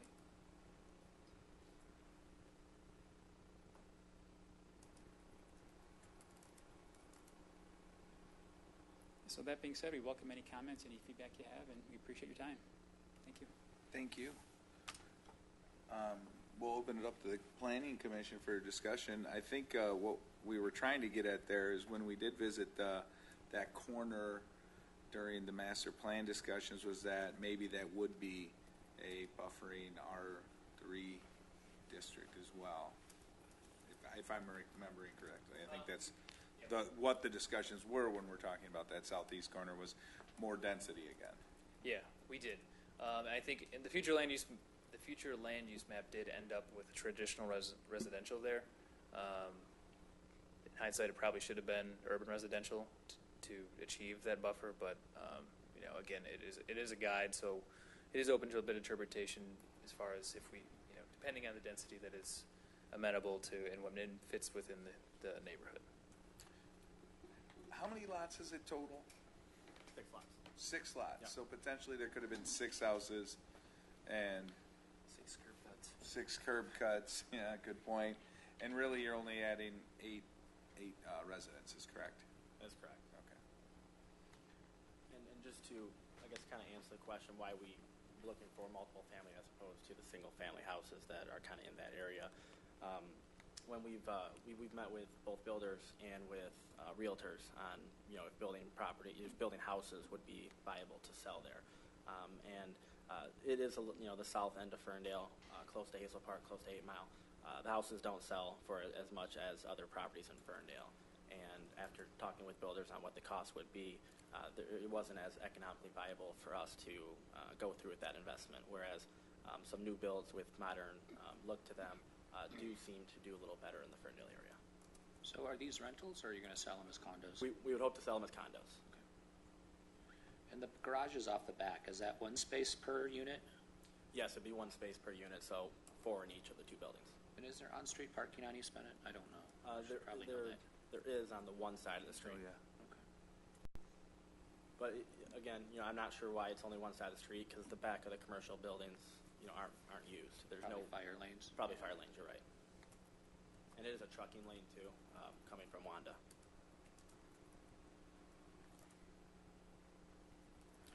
Through the chair, I know that we're talking about transition areas from commercial to residential, but I mean, correct me if I'm wrong, we'd still be flanked by R1 on either side, correct? We would, but I think the reason we talked, at least as staff, about R3 was just that because now R3 does allow single-family homes to be, they're no longer non-conforming as well, so if you did rezone that whole strip, then there wouldn't be any non-conforming situations of the existing homes that are there. Have you talked to any of the neighbors there? Well, I'm one of the neighbors on the other side of the street, Yeah. and I've talked to the 2 neighbors on the sides of me who would have to deal with the construction. I haven't, brought up this proposed plan to either of the neighbors on the left or right of this plan. One of the neighbors is recently new as well.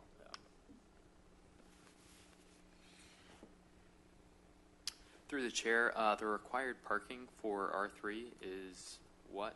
1.5 spots per unit?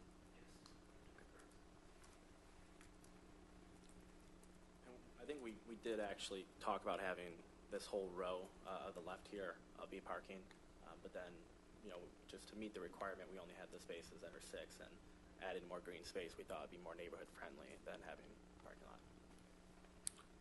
What's the percentage of green space to total space here? That is a great question that I am unprepared to answer. We'll get that information for you. We know the lot coverage of the buildings. I believe that is at, I should say we have that information here, 37% lot coverage with the buildings themselves. So you got to factor in the impervious surface of the drives and the parking area. But we can get that answer for you. I apologize for not having it tonight. Not a problem, but think about that. You're going to be covering up a lot of green space, different types of materials for less impervious, and just dealing with the water. So, Are there trees you'll have to remove to do this? Yeah, there's some trees that run along the back line if you want to go back and look at the property. Mostly the neighborhood just uses it to let their dogs poop on my property. So. Looks like some nice mulberry trees back there too. Nice. I think we, as a group, always have a preference if we can relocate those trees rather than just chop them down, if it's possible.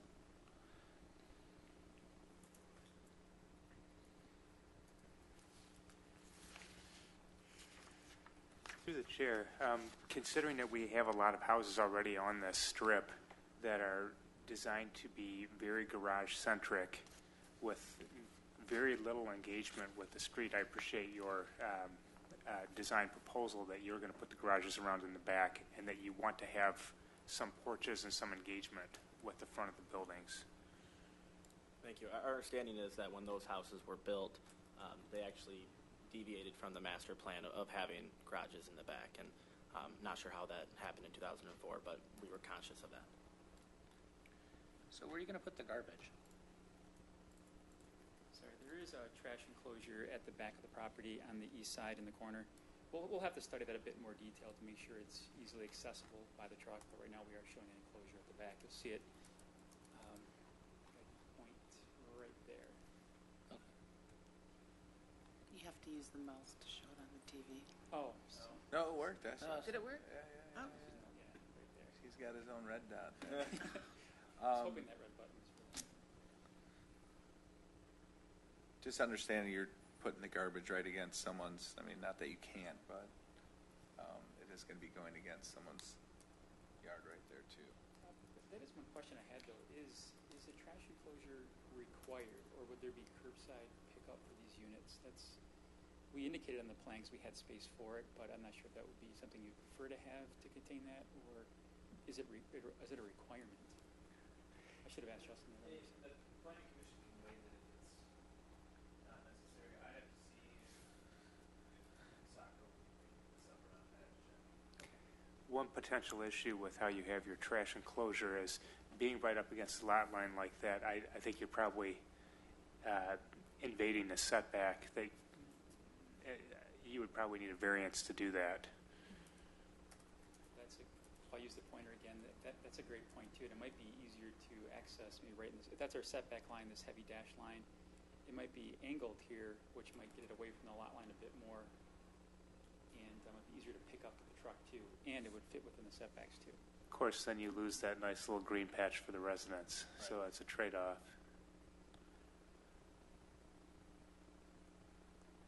I would think if you could, since it is a lot of flats, or well, maybe some roofs, but you're taking away a lot of the green space it looks, and that's why I asked about the percentage. Just thinking creatively about how you can add green space in other manners would be something that I would, it'd be cool to see. Okay. That's a great point. That's why one thought was to even have landscape that's along the side of the building to help break up the space a bit, help soften the building. If looking at the overall, the big view, there is some Ferndale owned property at the end of the street that I think would make a great park, but I'm not in charge of that. It's a top end. But this right here is a very triangular lot that is owned by the city of Ferndale, and if getting that from the Ferndale and making that into a park was part of the plan. Yeah, it's a new addition as of last summer from Oakland County tax auction, so no plan yet for it, but I don't think it's buildable, so Pocket Park might be a good addition. Nice. Through the chair, I have a question about the location of your van accessible parking. It's very separated from the building itself, and I'm wondering, if you do park there, what is the route that you take to enter the building if you're a resident? Or is that considered to be visitor-only parking, with the residential parking being in the buildings themselves? Yeah, I would think that the spaces closest would be right in the garage itself, so we'd make that, we'd have to look at how we design the building, but it might be more accessible to enter right in from the garage to get into the building itself. And we are proposing, I know it is across the drive aisle, but I don't think the traffic will be too intense here, but we are proposing a sidewalk along the building here, which might help to collect, either take you into the front of the building or into the back too. That's a great point. Yeah, just a more direct connection, perhaps, to where the entrance would be.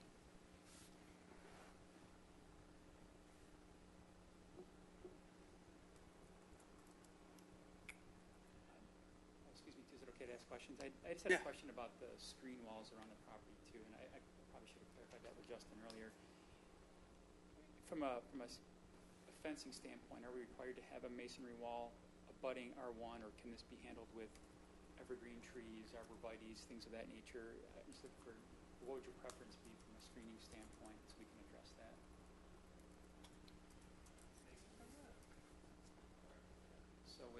be along, would that be along the eastern boundary, the western boundary, and the northern boundary, full lot length? It's R1 on either side, so yeah, it would be masonry. I guess it depends if we rezone the entire street. But Right.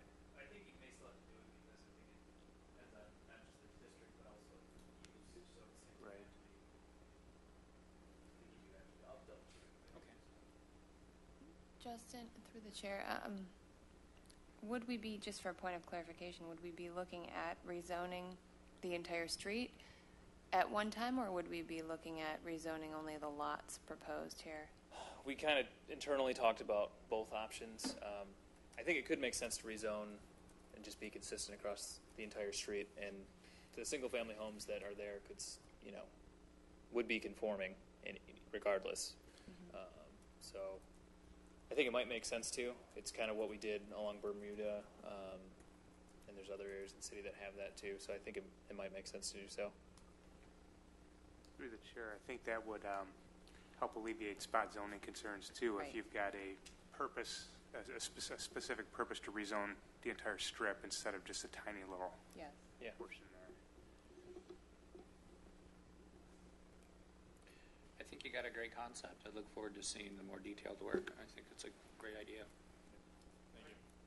I really like the way that you put the front door and moved it forward, and we're not looking at garages like the neighbors there. So, Right, that's really nice. yeah. I think seeing something like this go in this corner of Ferndale in particular, I think would be very welcome to a lot of people. You may have a couple of neighbors who may not like the less traditional look of what you're proposing, but frankly, a project like this is probably going to raise property values for everyone within that immediate area. We agree with that. It's like one of the entryways of Ferndale that doesn't get a lot of attention for sure. So to me, I think it would be a very cool looking project over there. Thank you. Thank you. Thank you very Thank much. you. Thank you very much. Thanks for your time. Yeah, thank you again for your staying late in time. Sorry you had to wait so long. The wrong night. No, this is probably one of the better ones, to be Probably honest. better. This could be midnight. It wouldn't be good.